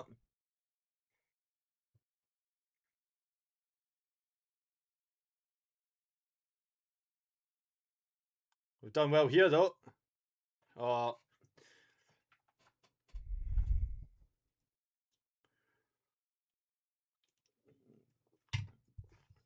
Yakota's done well to win that back there. Whoa! Not even a booking, not even a free kick or anything. That tackle on Devlin from Mulligan there. Nadiri looking for help here. He's looking for options. Romans. Nadiri. Curtis. Oh. Right. A booking for Mulligan? No? No? Ah, fuck off. Oh, talking to for Mulligan. You're arse, man. A fucking talking to. Unlucky from Curtis there. He did shank it over the bar though.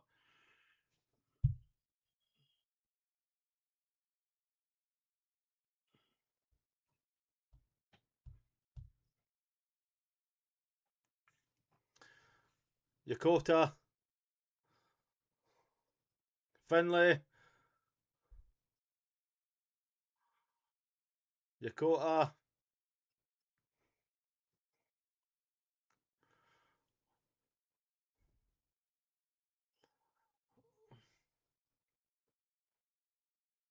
You can just hear the crowd now.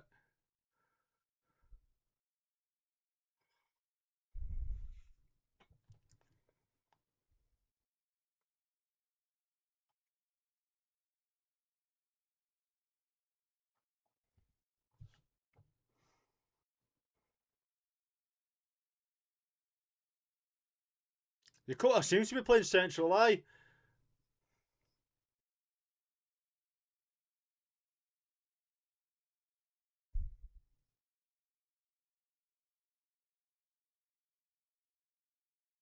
Right, at what point is that a 5 second? I think, Kenneth, we will probably look to make these back to members only. So to become a member of the Rabble, the link is in the description down below. You can become a member for as little as $1.99 a month. Cheaper than a cup of coffee. Probably going forward from midweek, we will be going back to members only.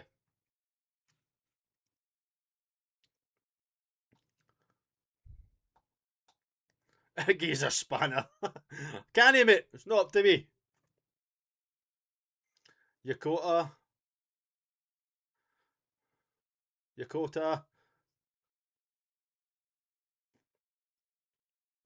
No worries, sir. It's definitely getting hard to watch, tell you that. Oh, punt folks straight away. Shanklin caught by Mulligan here. Finlay doing well to get back, but McCanya does well, and that's a Rangers goal kick. Well done, McCanya. Well done, McCanya.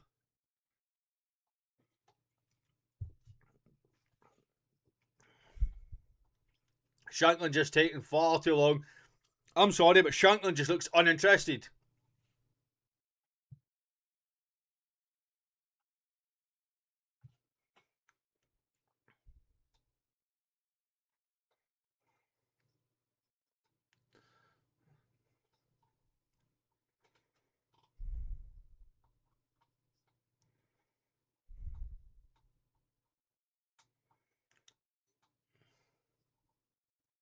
No, Balvin, I don't think we even look like scoring.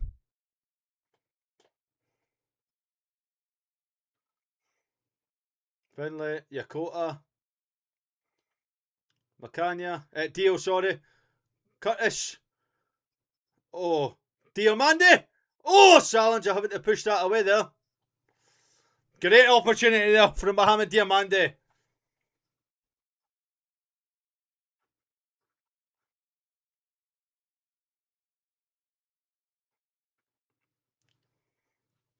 Unlucky there from Mohamed Diamande. Romans, Dio. Oh, Dio. Come on, stop fanning about, man. Fernandez. Macanya. Yakota. Oh, he's done well there with Yakota. Oh, Shanklin hit it first time, man. Well done, Fernandez. Devlin. Raskin. Raskin's done well to stay on his feet, though.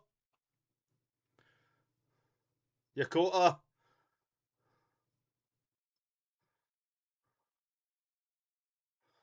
Raskin. Finlay.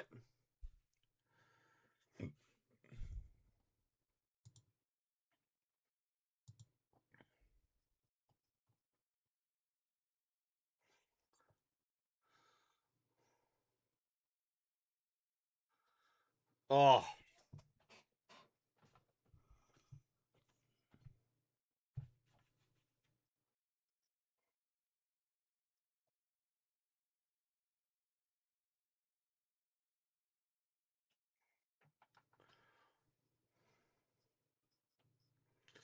Putting him under pressure here. It's working.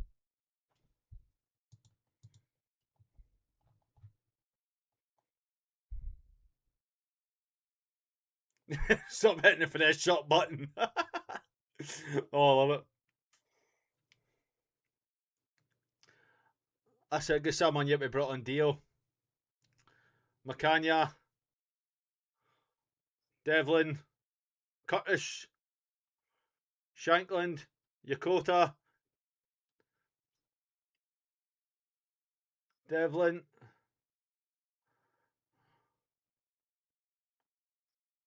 Romans.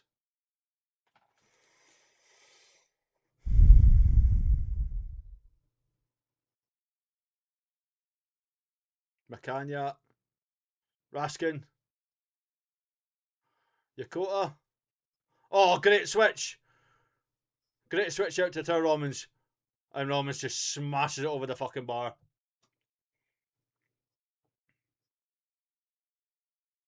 A great ball from fucking Yakota.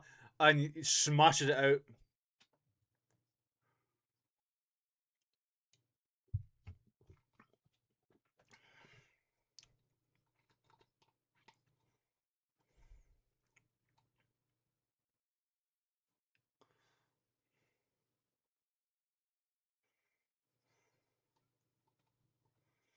Devlin and Romans doing well there. Shanklin's done well to take this down here. Puts a ball in. Yakota. Oh!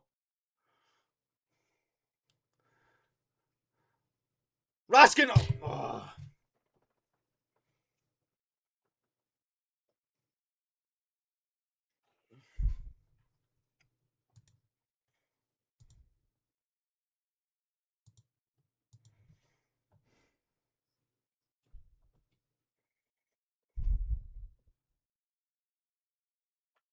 Stop hitting the finish shot button. Oh.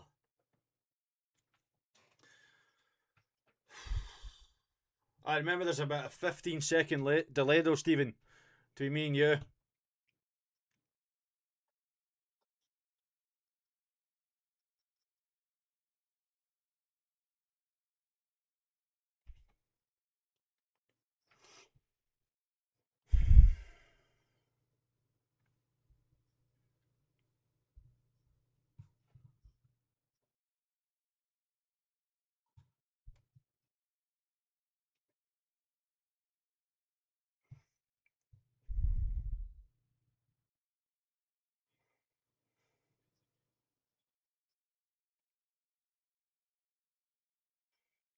Fernandez.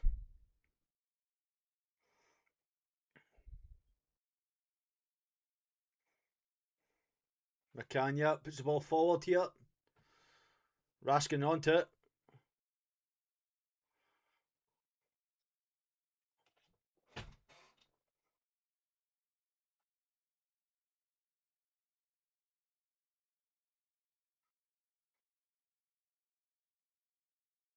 Oh, look at him trying to stick Eden Raskin there.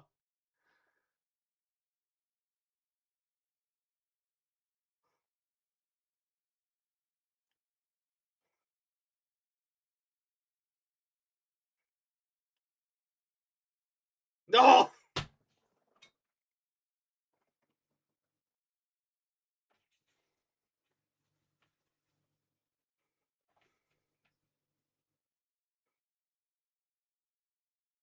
Yeah, where's the free kick here?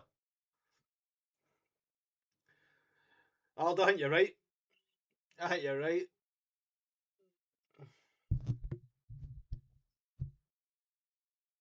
Oh, they've had every single foul.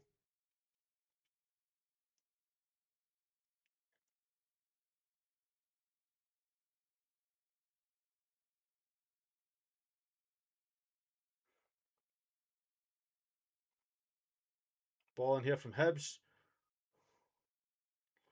Oh!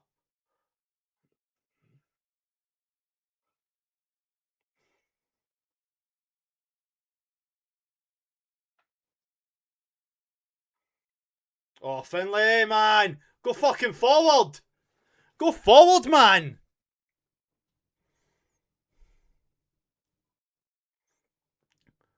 Macania. Raskin. Raskin. Oh.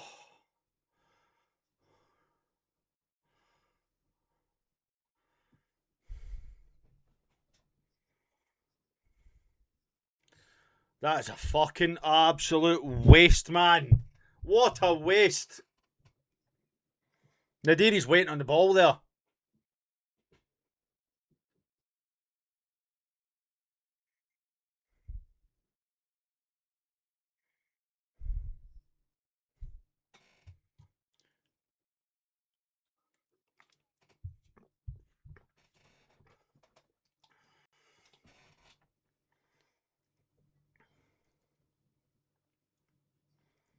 Macania. Morgan beats two there for that.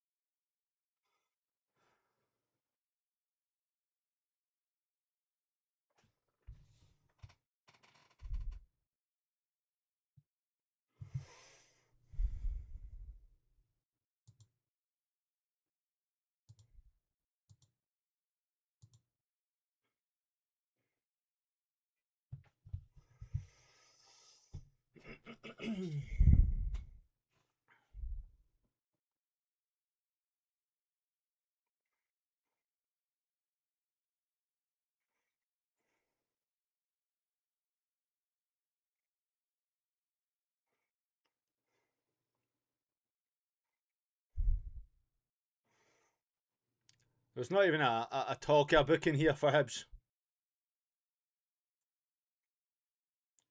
well, Boyle's not even in the squad, so he'll no love it against Manny at all because he's not in the squad.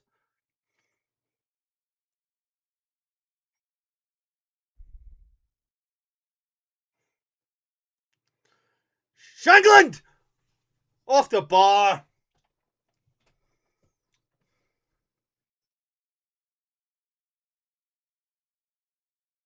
No, that Ripple or whatever your name is, no commentary, pal. Nah. Off the bar from Shankland.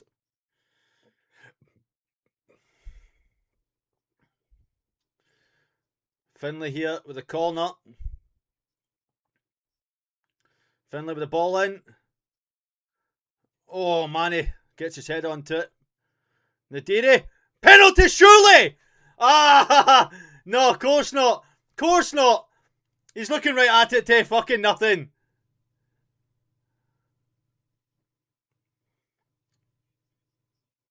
Oh. Scottish gangster. Piss off, man.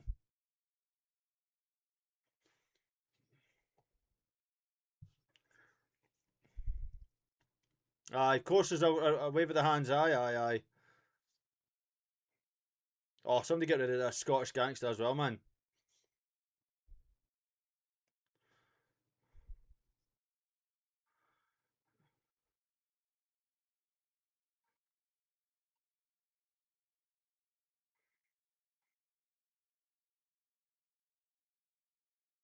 Dio. Macania. Curtis. Macania.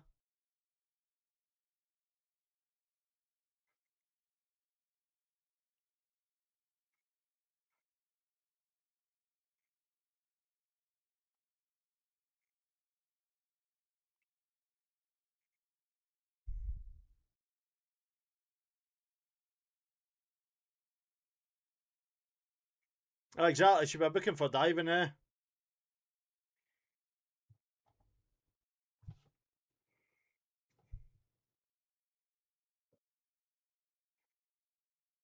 Because Sam and Asgard coming on.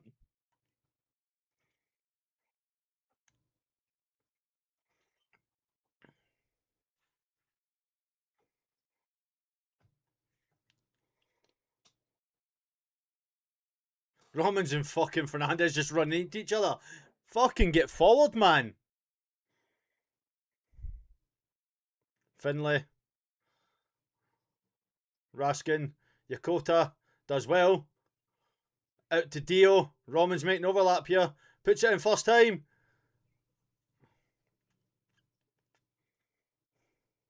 Dio.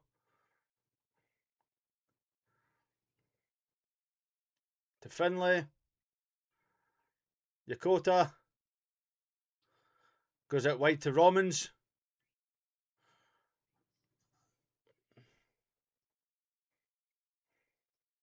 Devlin does well there.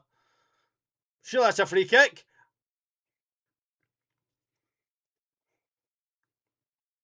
No impeding of that, no. Rangers don't even appeal at the fact he's impeding it.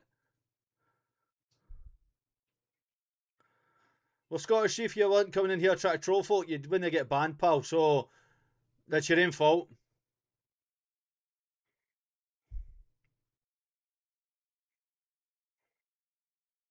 Raskin. Dio. Romans. Goes back to Raskin. Macania. Yakota. It's a ball in first time. To Ryan. Oh, Ryan Nadiri on the stretch there.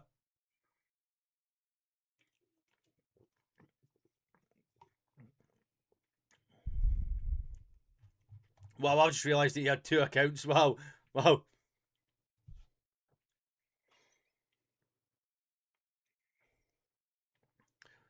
probably going to be Devlin and Yakota coming off here.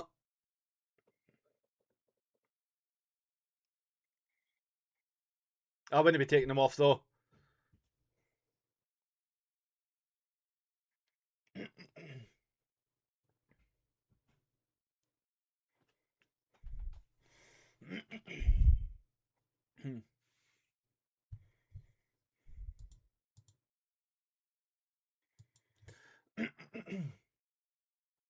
Ryan Deary been held there as well.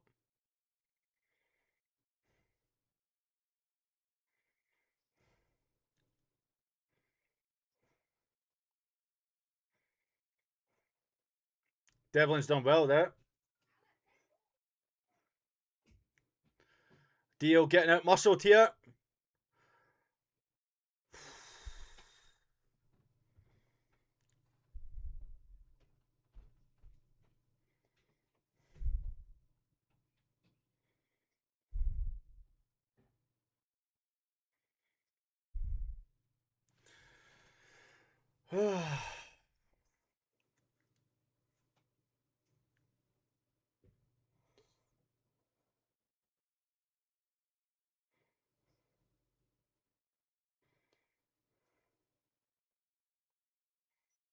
Yokota having to defend here. McCanya's done well. Curtis, McCanya gets it away, but... Right, here we go. Rangers substitutions. Raskin coming off. There you go. Raskin and Yokota off. Asgard and Gassama on.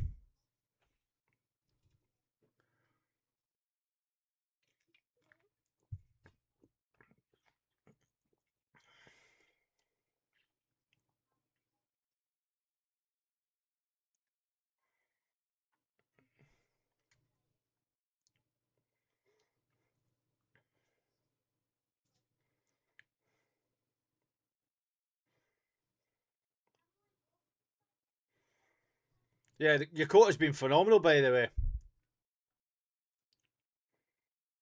Asgard. Gassama. Asgard. Rangers throwing.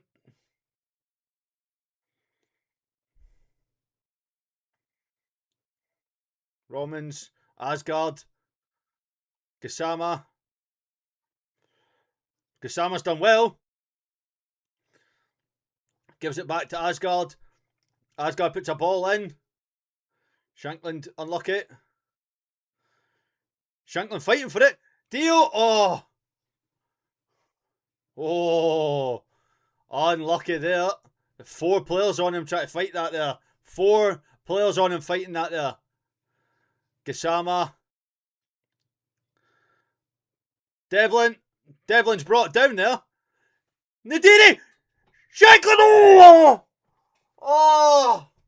Fucking it's block on block on block on block.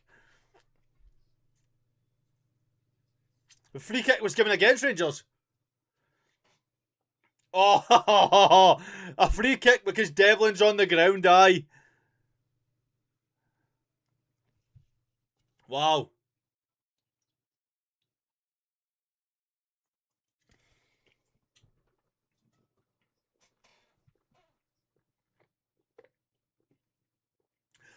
Well, the free kick was already given.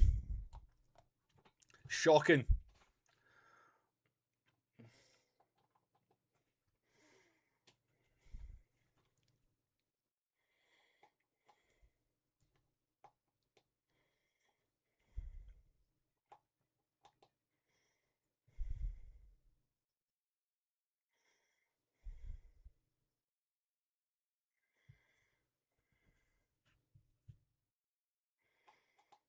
Manny Fernandez feeling something.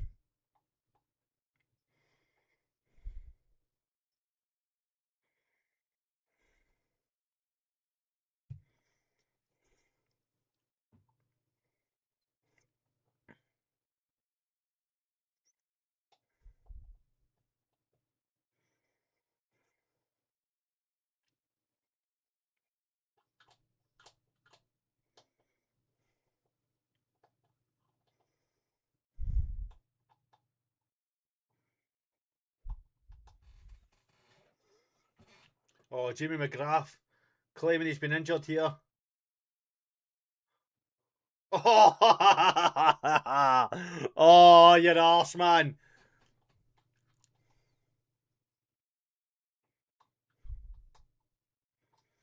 Who's that, Kev? Some sad individuals in this chat, tell you that. Nadiri.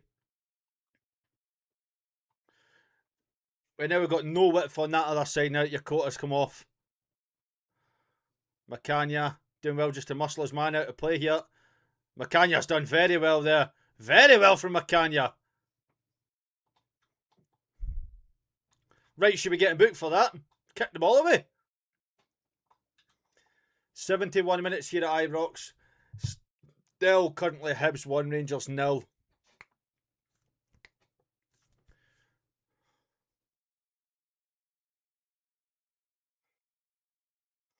Nadiri.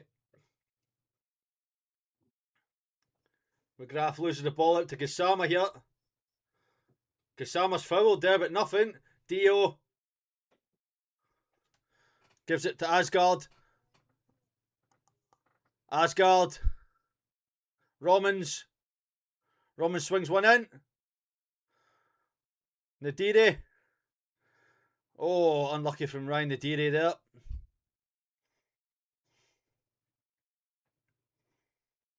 Who's went down?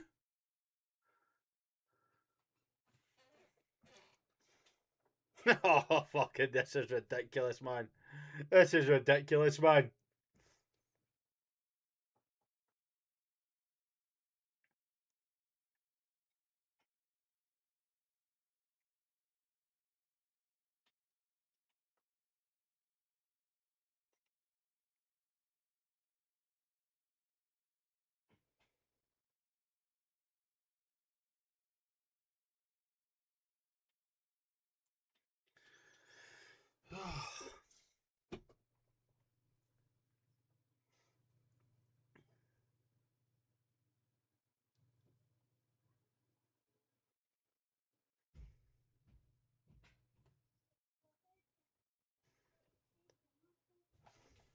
Romans puts the ball forward here for Jerry Gassama to run onto it.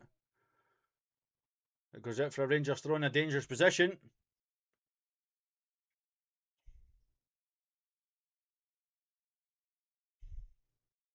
Romans. Macania. Curtis.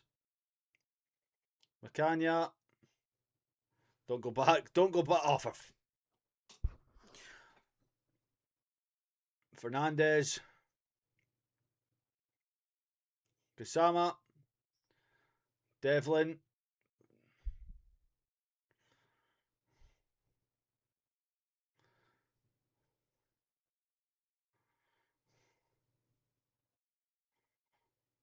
That's not a foul. It's not a foul. That's a corner. That's a corner.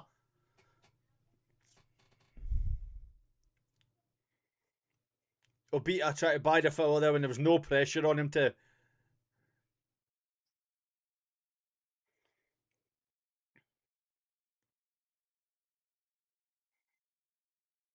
Asgard. Dio. Shankland. Oh. Wins it back though.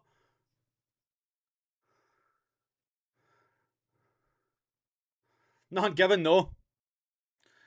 Come on, the hoop Celtic. Oh, fucking sad individual, man.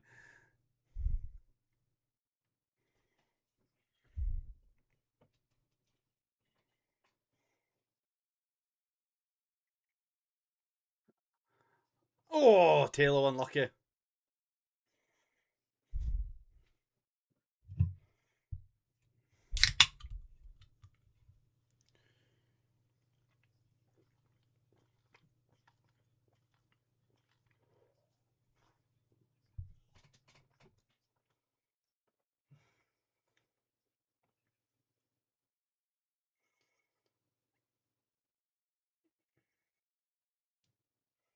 $15 here for Rangers to get at least something out of this game.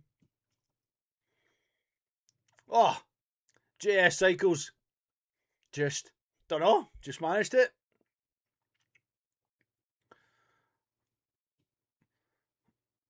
Alright, so it's a Hibs throw, fair enough.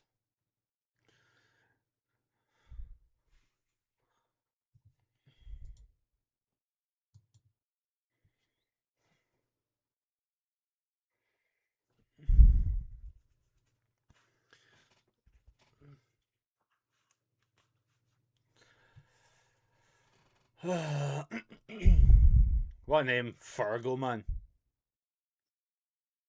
No, Decky, I don't think we are, mate. Macania, ball forward. Curtis. Dio. Asgard. Devlin. Fernandez. Back to Devlin. Back to Macania. Out wide to Gisama. And that'll be a free kick.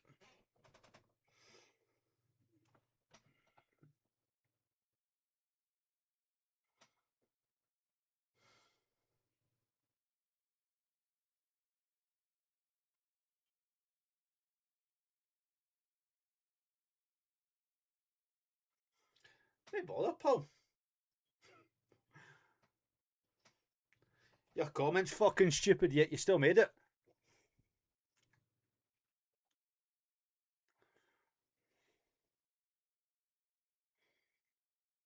Oh, it's same shite. Different season. Ross McCrory coming on.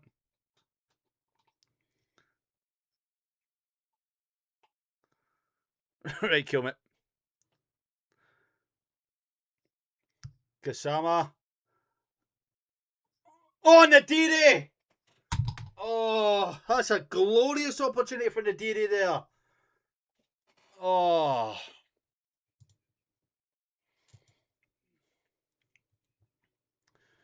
Nadiri should be putting that away there. Finlay off. McCrory on.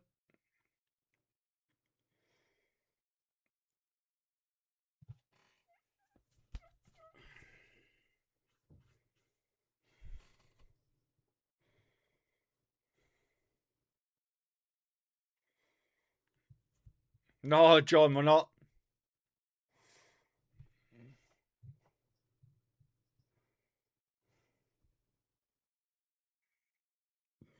Oh, Alan, you're right. I don't know why Finlay's right up the tunnel as well. That's no good.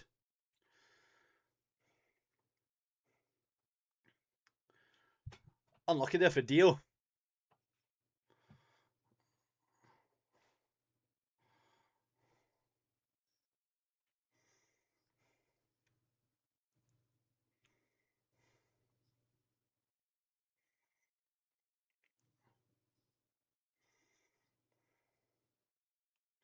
Devlin puts this forward here for Nadiri. Misses out on it. Devlin does well though. Kusama can't take the ball. And the Hibs man is just free as you like.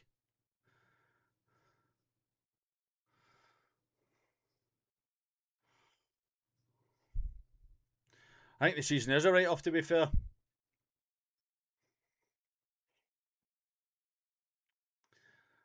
I think the only reason I can say is that they brought him on is because Curtis just went straight up the tunnel, so there's obviously something.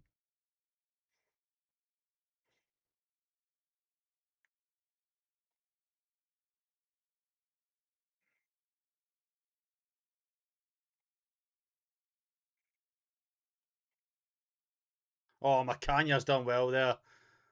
So well.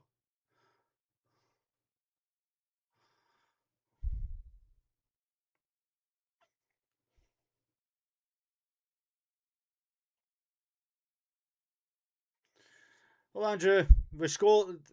Taylor Asgard scored for open play, so.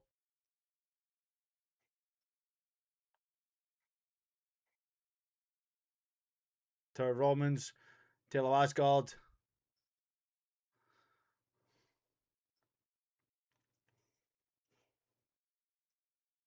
McCrory.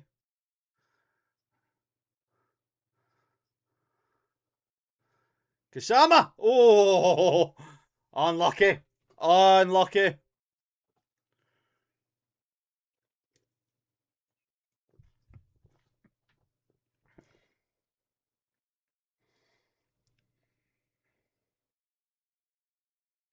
No, James, I don't think so.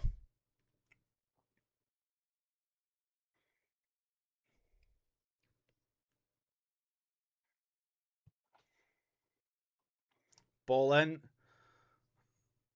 Should be another corner. Gareth, it's definitely no one each.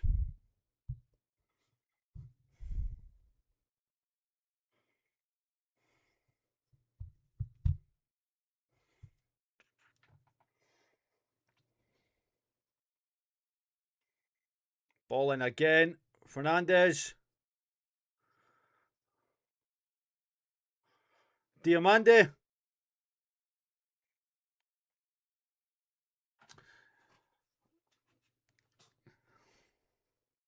Oh, well done from Cammy Devlin. That's a fantastic tackle from Cammy Devlin. But Ryan Nadiri is down with a head knock.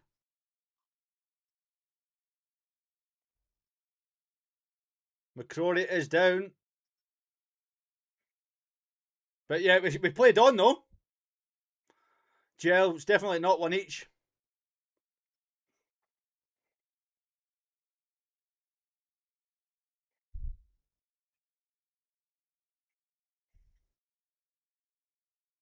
Don Robertson watched it and just decided, I'm not getting that, by the way.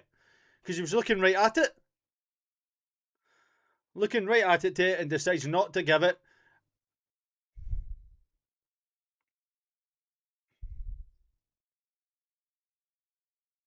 Oh, it's definitely not one each, Craig.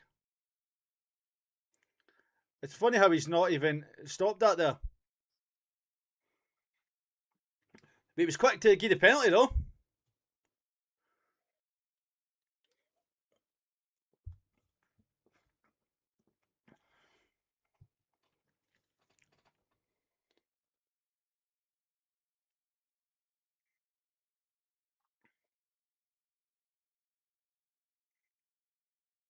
He'd have given no foul for that either if they'd scored. No foul.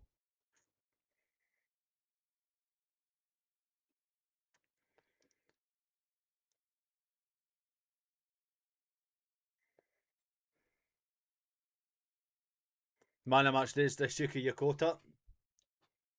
Oh, exactly. Head knock, Hibs still out to attack. Rangers get the ball back. Whoa. Head knock, boys.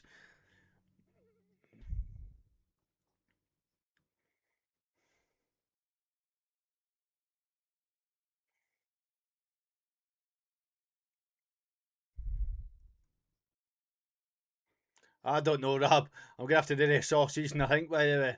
All season long again. 21 shots, 6 on target, no goals. 7 shots, 1 on target for Hibs, and it was the penalty.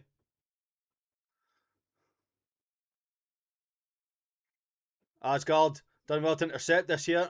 Gisama. Oh, it's in! Yes! Come on! Come on! And it's in! Come on! Still plenty of time to go. One each at Ibrox. And it's an own goal again. But it's in. And it's one each. Rangers, time to get this game back on here. Time to get this back on. About fucking time, man. 84 minutes. Rangers won. Hibs won. Game on. Great play from Jerry Gassama there. Gets the byline and the Hibs man just clatters it in his own net. Salinger could get nowhere near it too. Rangers won. Hibs won. Come on. 5+ stoppages here. Rangers now kicking up a gear by the looks of it. Let's see how much Hibs try and waste time now. Own goals are top scorer this season so far. Love it. Love it. Listen to the crowd, but come on. Jerry Gassama still got the ball. Rangers ball here. Taylor Asgard. Unlucky.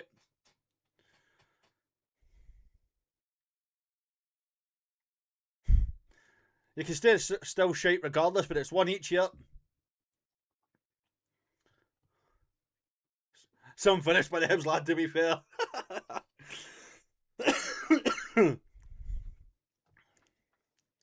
Gassama's actually been pretty decent since he came on, to be fair. Manny Fernandez trying to get that ball forward here. McCrory, go back to Pander here. Pander to get us forward. Devlin. Romans. Gisama.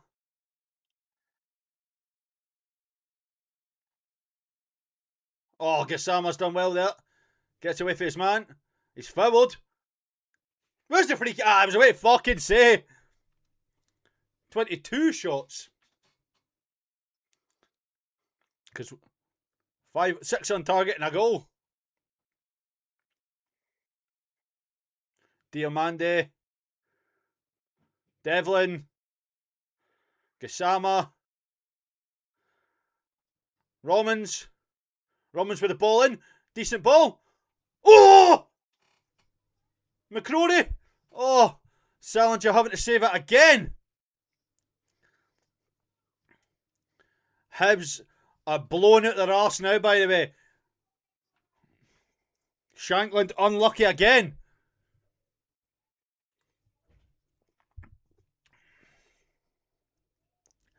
Aye, Salinger's played a blinder here.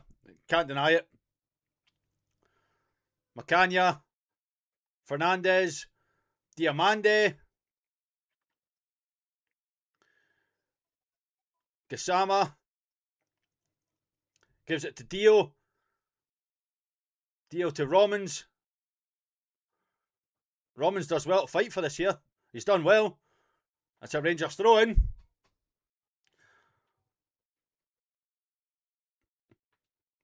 Scrapping, still scrapping. We're still in this. Asgard. Devlin. Romans. Dio. Asgard. Asgard's done well. Surely a free kick, referee. No? Of course not. Of course not. Of course not. Pulling the shot down, but no. Of course not.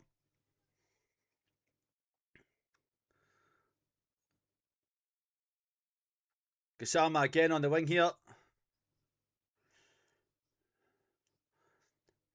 Oh, unlucky Gisama.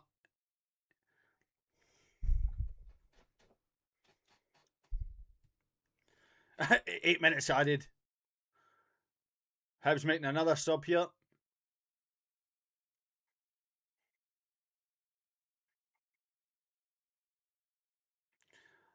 Let's see if we get the win. Questions will still be asked, John, but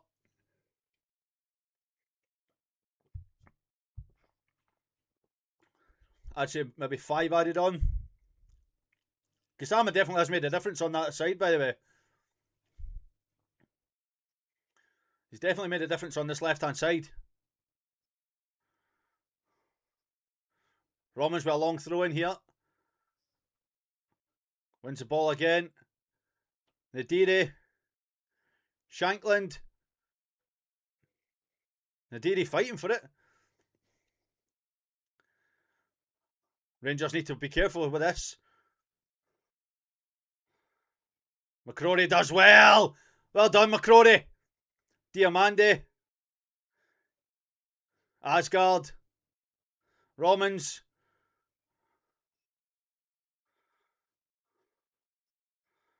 Devlin. 4 added on minutes here. Macania. McCrory. Ball in. Oh, it goes to absolutely nobody to. And Hibs are in no worry to get going to. Not one each is never good enough. If you need a draw on your coupon with the go-to guys now, we are definitely aye.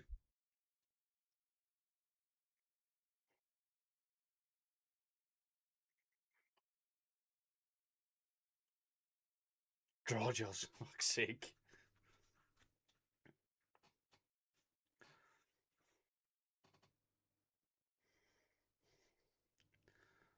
Devlin, McCrory. There's no urgency to get forward on this right-hand side now with no Yokota. Asgard. Asgard's done well here. Take on his man. Diamande. Puts a ball in. Nadiri. McCrory, I don't know who he's looking for there. Oh. Macania. Another Rangers corner. 3 to go. Exactly, all the subs. Head knock to McCrory, 4 minutes.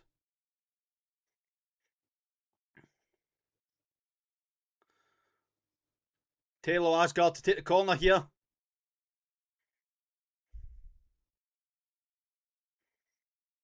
Ball in. Devlin. Romans. Gassama. Jerry Gassama. Oh! Unlucky Jerry Gassama.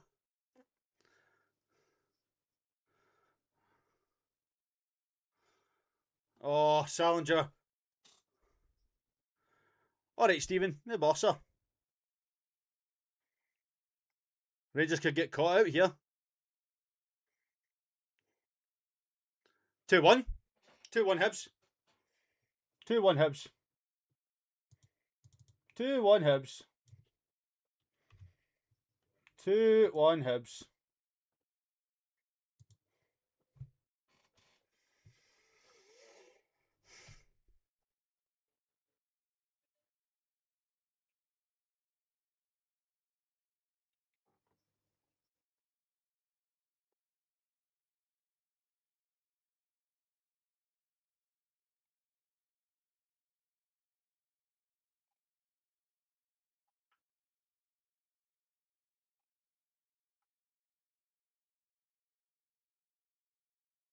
Romans played him on side as well.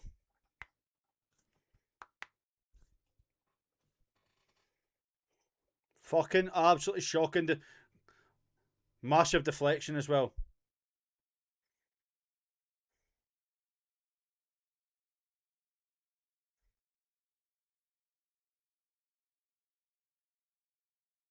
Right after the game, Mel.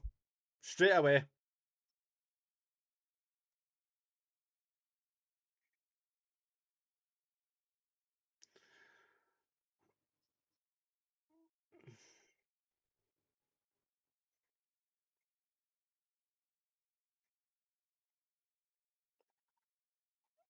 Shanklin with fucking nothing there.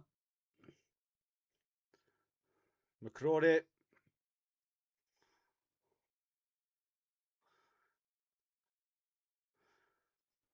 Not even a free kick to...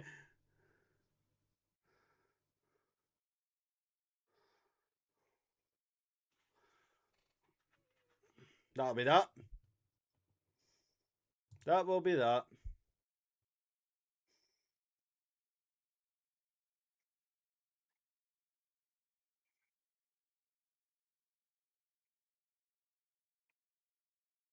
Oh, fucking hell. Romans. Fernandez.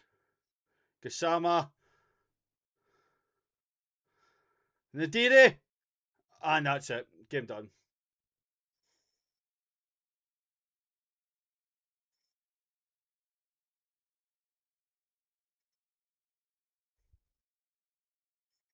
Aye, cheers, mate. See you later, Remy.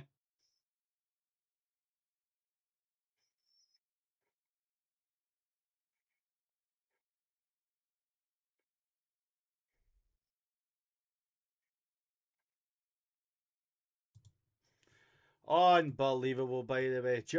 That's just Rangers for you. Oh, unbelievable. So it has finished at Ibrox. Hibs 2, Rangers 1. I don't even know what to say. I honestly don't. That is just shocking from Rangers. All the ball, all the play, and yet caught out again by one stupid ball and massive deflection. Aye. Oh, Paddy probably will have a field day. I don't even know what to say anymore. I really don't. We will wait for Martin to join us on the reaction, but that was just shocking from Rangers. I don't even know what you say to that, in all honesty, with you. Oh, just lovely. Lovely, lovely, lovely. Own goals equal Hibs. Aye. We've just cheers, Jimmy. Honestly, I don't know what to say. I'm sitting here just baffled by the way Rangers are playing right now. All the ball, all the opportunities, and still we cannot get a win. There's just absolutely zero desire in this team to actually move forward and getting in. As soon as Martin joins us, I'll bring him in. But I'm just lost for words. Lost for words here. Right, let's do that, and then let's bring in Martin. Martin, how are you? Not great, mate. Not great. Well, before we discuss anything, right? No matter what your opinion is on the manager, whether you think he's good enough, whether you don't, no matter what your opinion is on the players, whether you think they're good enough or whether you think they aren't, nobody can argue with the criticism that's going to be coming Derek McInnes's way, because that's a draw and a defeat, and we're opening 2 league games. So the criticism's going to come. And I don't, right now, though, I don't really think there's an argument against it. No. Because of how far we are behind already in the table, and how we've looked quite powder puff in front of goal. And look, I want to pick out a few positives for the game, which I'm hoping that we can do throughout this reaction. But the overriding fact is that we've got 1 point for 2 league games. And again, the same conversations about Thursday, right? How big's Thursday now? Well, Thursday's massive. We need to win on Thursday. It's a grim position after 2 league games to be in, Alex. It's a really, really grim position. It's shocking, the position we're in, Martin. The fact that we said at half time, surely Derek McInnes changes something to try and get the team back up for it. And it just, we didn't. Realistically, we didn't get up for it at all. And then the man that seems to just get hate on hate, and yes, some of his performances don't merit it, but I thought Jerry Gassama actually was one of the bright sparks to come on when he did. He was direct, getting us forward, obviously got the assist for the own goal, but we're now sitting here going, right, we've now to go back to Ibrox on Thursday night and build on a shite performance away from home, build on a shite performance at home, and then go, right, let's not get pumped out of Europa League after only the 3rd week of the season. It's worrying times, mate. And listen, it's all right saying this when we're in July, June of next year. No, when you're sitting in August and the season's only just started, Martin. Listen, this will be clipped up like fuck because it always does, right? But this is atrocious from the team. We can't be spending this kind of money, bringing in players that we're bringing in, and then going, do you know what? 2 games, 1 point. Oh, look, and nobody wants to hear this right now, right? The only benefit right now that we've got is it's a second league game. Yep. And we're 4 points behind. That's not insurmountable if you get your act together, right? So, nothing is absolutely lost. However, with a capital H and a capital hour, it's not good. It's really not good, the position that we're in. There's no real positives that we can take out of this. And people sitting there saying, it's a second league game, we can still win the league. Of course, we can still win on Thursday night. We can still qualify for the Europa League. We can still do all those things. After the first 3 competitive games of the season that we've watched, that argument doesn't stick. No. That argument doesn't hold much weight. Because you go into the next game, and if you don't do well, then it goes into the next game. And then if you do well in one game, it's right, okay, that's only one game. And then you don't do that great in the next one. It's just a vicious cycle. And that's been caused by, previous boards and this current board and previous recruitment teams and this recruitment team and previous managers and now currently this manager and all the sets of players that we've had at the football club. It's a bad place to be in. There doesn't look like there's much light at the end of the tunnel, albeit me personally, I think there is. But it's really difficult for me to get that point across right now sitting here, especially after my reaction to Russell Martin coming in the door when I just believed for the beginning that it wouldn't work with him. Do I still think it can work with Derek? Yes. I really liked McCanny at the back. I thought he looked solid. He was good on the ball. He was strong. He was quick. I think he's a really, really good option, a good player that we've brought in. Yakoto on the right, I thought was I say excellent. He was very, very good in the first half. And I think he's only going to get better the more he beds into this Rangers team. There was some positive signs out there, but the negatives outweigh the positives for Rangers all the time. And the negatives are, Alex, that we're 2 games into a league season and we've only drew one. Yeah, exactly. And one. That's the facts. That's the facts of where we are. I mean, Martin, the fact that we are sitting 9th again, we're down the bottom of the table. We should be challenging for the top. We're sitting 9th, and yet we are 5 points behind top of the table. 5 points behind, and yet we're going, it's all right, but we'll get there. It's shocking. I don't know how much. Yeah, but I think the argument can be had on both sides, Alex. You can say it's absolutely horrendous, it's shocking now, but I've seen signs where I think with a couple more additions, this Rangers team can really improve. But I think you can also say, if you're on the other side of that argument, it's horrendous, it's dreadful, it's shite, and everything's done. Because there's evidence and there's proof to back that up. But there's no evidence, though, Martin, that we can actually score a goal from our strikers. Like the strikers, Chermiti, yes, went off injured, but Chermiti, Nadiri, and Shankland haven't looked like they're going to get a goal in the past 2 games. It is woeful that we're sitting here. And Miovski's nowhere near it, apparently. No, he's not. The managers not even gave him a chance yet. No. So. And yet, we've had 1 goal from Taylor Asgard, which was a very good goal, and we've had a own goal. That is what we're sitting at right now.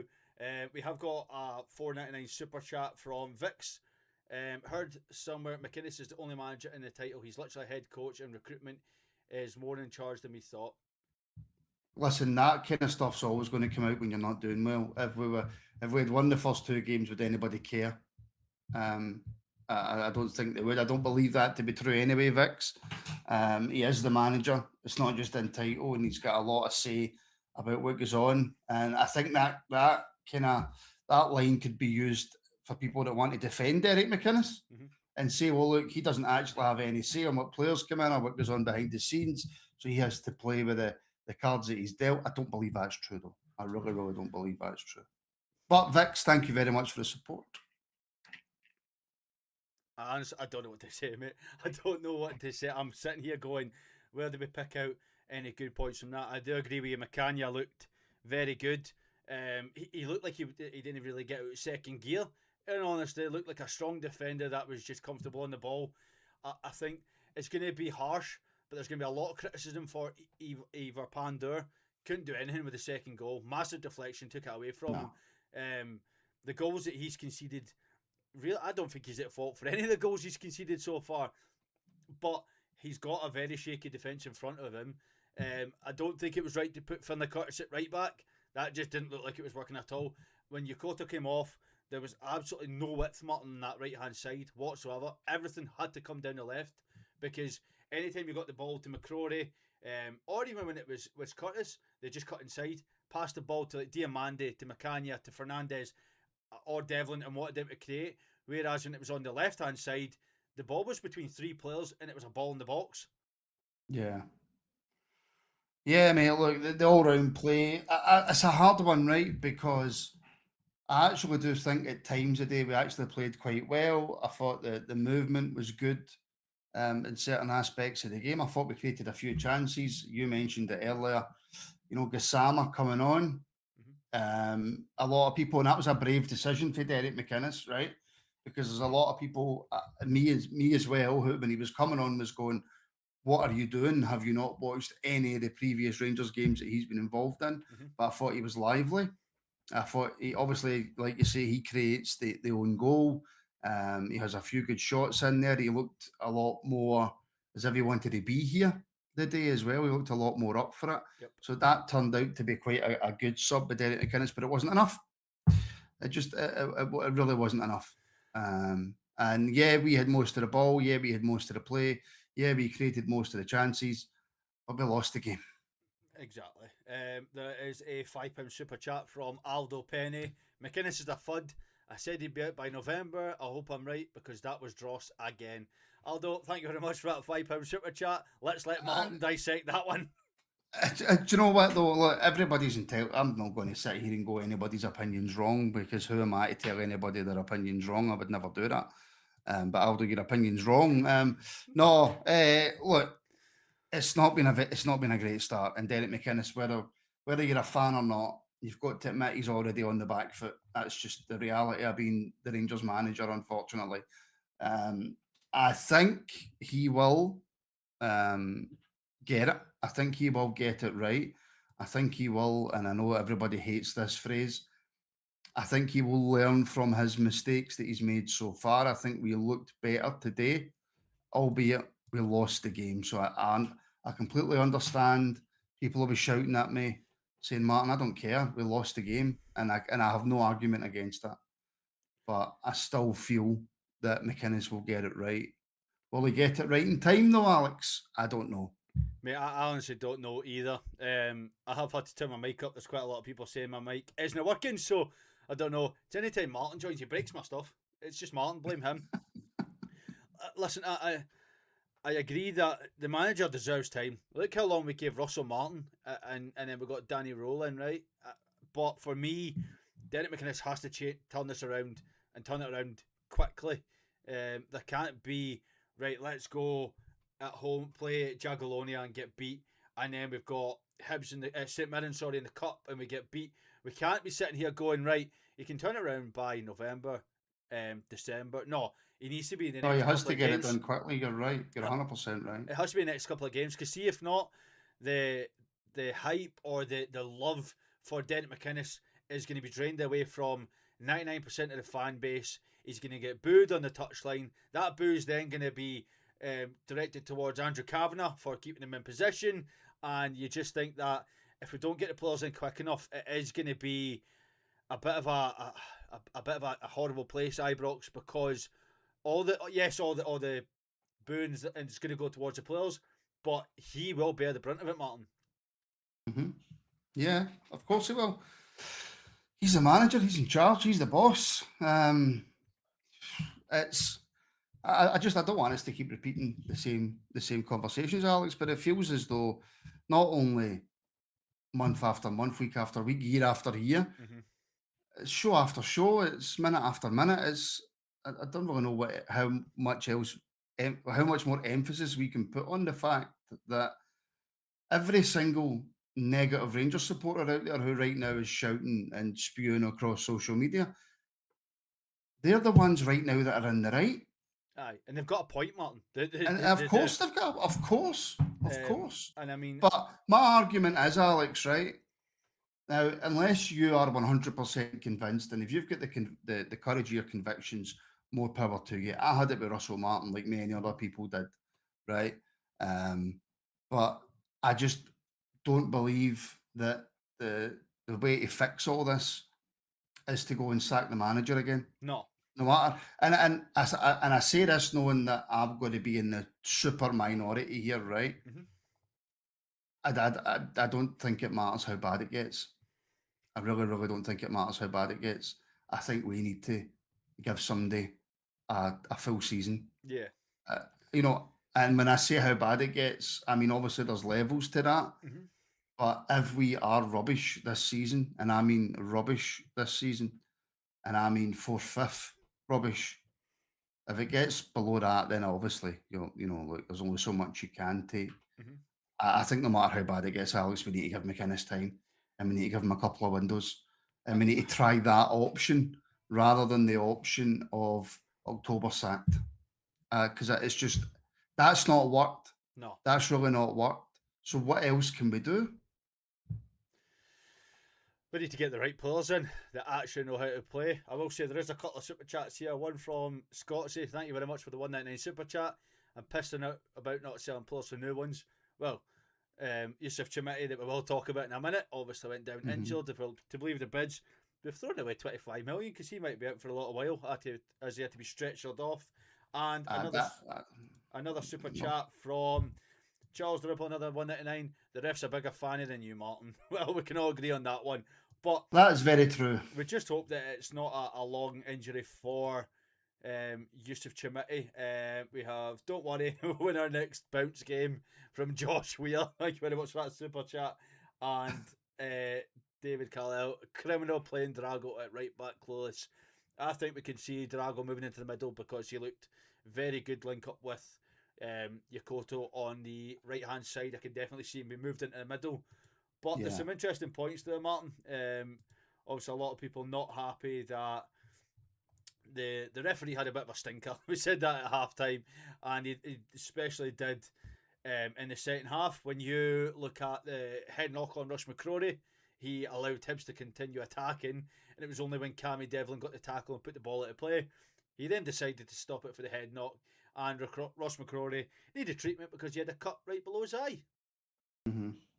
Well, is it the referee's fault we lost? No. No. Is it the referee's fault that we struggled to make good enough chances for the strikers to have 2, 3, 4, 5 efforts, like a lot of strikers do need? Not every striker is Erling Haaland. No. Is it the referee's fault that Hibs got a last minute goal? It takes a deflection because we've took so long to get back into the game that we're pushing forward towards the end of it?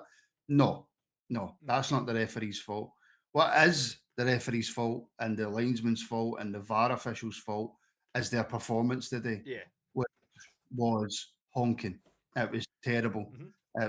Up there with someone. I'm not going to say it's the most shocking refereeing I've ever seen, but it's every single game you're talking about. And I'm not just talking about games involving Rangers, I'm talking about every game in Scotland now. You're at least picking one or two really, really, really poor incidents Mm-hmm. that the refs and especially the VAR team have got wrong.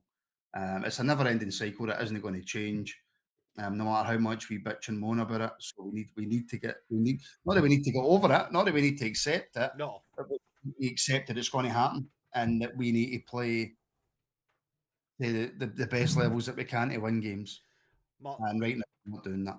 We said it at half time, and I don't want to keep repeating ourselves, but we said it at half time. We had to take that game out of the hands of Don Robertson and actually put in the performance ourselves. Did we do that? No, because we still lost. So it doesn't matter what Don Robertson does in that game because Rangers got back into it in the 85th minute and then, in Rangers' typical fashion, conceded in the 92nd minute. So that none of that you can blame on the referee because it's down to Rangers. And we definitely can't. No, but what you can also say in the same hand is that moments change games. Like I said at half time, decisions do change games. If Hibs don't get that ridiculous penalty, could the game go in a completely different direction? Yes, it could. Yeah. But again, that's not making an excuse for the manager and the players because if a game does go in a certain direction, you've got to be good enough to then move in that. I know it's a crap analogy, just move in the direction of travel. Yeah. And do your best and go on and to take the game away from the other team and the officials and all the crap that goes around about it. And right now, we're not good enough to do that. And like I say, and I know a lot of people, loads of people disagree with me. No matter how bad it gets, we need to stick with Derek. Yes, and that is my opinion. But as a Rangers supporter, I want to see it changing from tomorrow in training. You know, and my worry is that I don't think it's going to change quick enough before the majority of supporters go, "I'm out, get rid." And this super chat here from Pablo backs up exactly what you're saying. That's 1 win in 8 now, dead rubber. Stretching back to last season, yeah, that's not on McInnes's fault, but the club is in free fall. It's right. I mean, the last game we won was against Falkirk, and that shows exactly what the club are looking like right now when the game mattered to no team. Last game of the season, and Rangers go on and put a performance. What was it, 5-2? And yet now we just look like we can't even get a goal. I do think it's quite funny, by the way. Everybody's pointing out that you do look like the Hibs representative staying on the green side. So everybody's pointing that out that Martin is the Hibs representative of the Rabble. That's why he's on that side of the screen. Well, get it, obvious. No, I'm really not. And look, people, and again, I'm not arguing with anybody, and I'm not saying that I'm right. I'm just saying that this is my thought process about giving McInnes as long as it takes, or at least giving him a bit longer than we would usually give managers, because all our decisions in the past haven't worked, and we're still sitting in the crappy position that we're sitting in. So that's why my take is that regardless of how bad it gets, we just need to keep going and hoping that it will turn around. But and again, with all that said, Alex, we've got to win on Thursday. We had to win today. You can't lose your home games in Scotland and expect to go on and win the league. You just can't do it. No, you definitely can't. And I don't know why my mic is being so bad. A lot of people are saying, "Can we get a new one?" I don't know why. I'll try and fix it for next time. Only seems to be when I'm on with somebody else. But listen, it's down to us. And listen, I don't want to point Have out you other. need to change your mic output in VDO so that you've not got the mic output going through two different. Or is it going through video as well? So you can hear me though. I bet have you got like a microphone on your webcam or something that you can use? For VDO. oh right, I could do that. Right, we'll try that. We'll try that. See if that works. Right, Martin can hear me through the webcam now. You should hear me. And listen, I don't want to point out comments from other teams, right? But obviously, there's a Celtic Mad 1888 in the comment.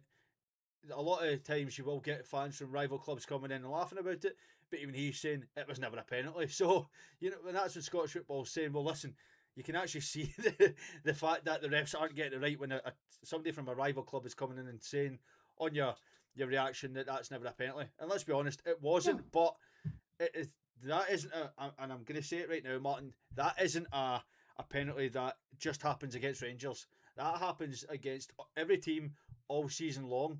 And that's the poor thing about it. St Mirren got a couple of howlers last season Yep, against them. Motherwell obviously got a couple of howlers against them last season. Most notably, obviously, the Phantom handball yep, and stuff like that. So yeah, other teams are falling foul of these terrible decisions, and again, it's happened today. But again, I make the point, and I will continue to make the point, Alex. We need to then move on for that, and we need to find a way to go on and win the game. yep. Um, the club behind the scenes need to try and do what they can to try and sort out while they call them and the referees and all the clubs need to come together on it. But you can't use poor decisions as excuses for losing games, unless it's like the 94th minute. You know what I mean? And the Aye. decision goes against you, and it's a horrendous decision. In which case, you've got more of a basis to then maybe have a go. But when it happens that early in a game, Rangers as a club should be good enough to come back for that setback and go on. And right now, mate, we aren't. And Shankland again today, very quiet. Yep. Alex, I don't know about you, but what you think of Shankland's performance, but again, very very quiet. I think Nico Raskin as well at times throughout the game. I don't think he was at his best or anywhere close to at his best. So there's some individual, not just the manager or not just the tactical decisions, but there's some individual performances as well that need to seriously improve. No, definitely. I spoke about it during the game. I spoke about it at half time. The fact that Lawrence Shanklin for me was dropping too deep. There was an opportunity where he got the ball out from his body, and instead of hitting it, he tried to take another touch and pass it away. That's not Lawrence Shanklin that you watched last season against when he was played for Hearts. Every single opportunity he got like that, he took a shot. And it just looks like, I don't know, is he worried about taking a shot? Is he um, not sure if he's going to get the first shot away? I don't know, but um, you just hope that him and Raskin pull the finger out. Is this Raskin because he's wanting to move away? Because if, No, no, no, no, no, no, no, because no, but it looks like it though, Martin. It just looks like he's not interested, and I'm sorry, he doesn't. He no. doesn't look interested at I, all. I, I, I disagree with that. I don't think he looked disinterested today at all. I just thought that the stuff that he was trying wasn't coming off from him. But there was certain points within the game where Raskin was playing well, and then there was certain points within the game where he wasn't playing well. I don't think it's got anything to do with him wanting away or anything like that whatsoever. Um, but listen, Alex, the fact of the matter is we lost the game. Aye. We lost the game. We've not won a league game yet in the opening two games of the season. It feels like Groundhog Day, mate, and I don't know how that's going to change. I honestly don't know, mate. I don't know. Do you know it has to change come Thursday night? It has to. Mhm. There's no if, ands, buts, or maybes about it. It has to change come Thursday night. The fans will be demanding a quick start against Jagiellonia. They will be demanding a goal. See if not, we will be in a bad position. And John's saying, are we over analysing this? Definitely not, because we lost I at don't think home. so. We lost at Yeah, home. Like if we're sitting here going, we won 1-0 and we're being this negative, or we're coming up with negative points, then aye. But the fact that we lost 2-1 and lost it in such a way that it was the 92nd minute, no time to come back, that's where you're then having the critique, and a very fair critique at that. Aye, and look, in terms of overanalyzing it, that's what you do on podcasts, isn't it? Yeah. But like I've said, yeah, is it horrible? Is it good enough? Is it horrible? Yes. Is it good enough? Absolutely not. But have I seen signs in there from one or two players that if we get the right players in, or Derek McInnes somehow manages to change the mentality of a few of these players, or the philosophy, or whatever it is he needs to change, can we go on a run with some of the players that I've seen? Absolutely, yes, we can. Am I positive that that's going to happen? No. Am I confident that's going to happen? No. But can it happen? Absolutely, it can. Yeah. Absolutely, it can. But again, I'm also not sitting here trying to pretend that everything's going to be all right. No, and it's because not. nobody knows. No. But is it all completely over, doom and gloom, everything done? No. No. No, not for me it is. It's not. Sorry. Absolutely not. Is it nowhere near good enough right now? 100%. It's nowhere near good enough. Can it change? Yes. Will it change? I don't know. And there you go, folks. From Martin, that is probably a good way to end this show for today, Martin. We will be back tonight, 9 o'clock, for the members phone-in.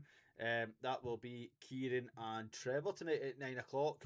So just want to say a massive thank you from me and Martin today for joining us all the way through from your build-up to the watch-along, half-time and then reaction. We will be back on Thursday. Don't know what kind of mood we'll be in, but we'll be back on Thursday. But the podcast will be back tonight, 9 o'clock.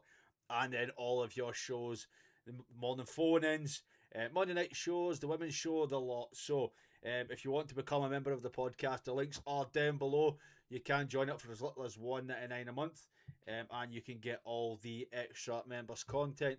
But until then, Martin, thank you very much, mate. No worries, mate. And thanks to everybody for all the support and stuff like that. Thank you for liking and subscribing and following and all that good stuff. And it's not great right now, folks, but it can get better. But I'm not going to, like I say, I'm not going to repeat myself, but I'm not going to sit here and pretend that is going to happen. So Martin turning in. Have a great Sunday, folks. Martin turning into D-Ream right at the end of the podcast there too. But Reverend I am jolly. folks, thank you very much, and we'll see you all again very, very soon.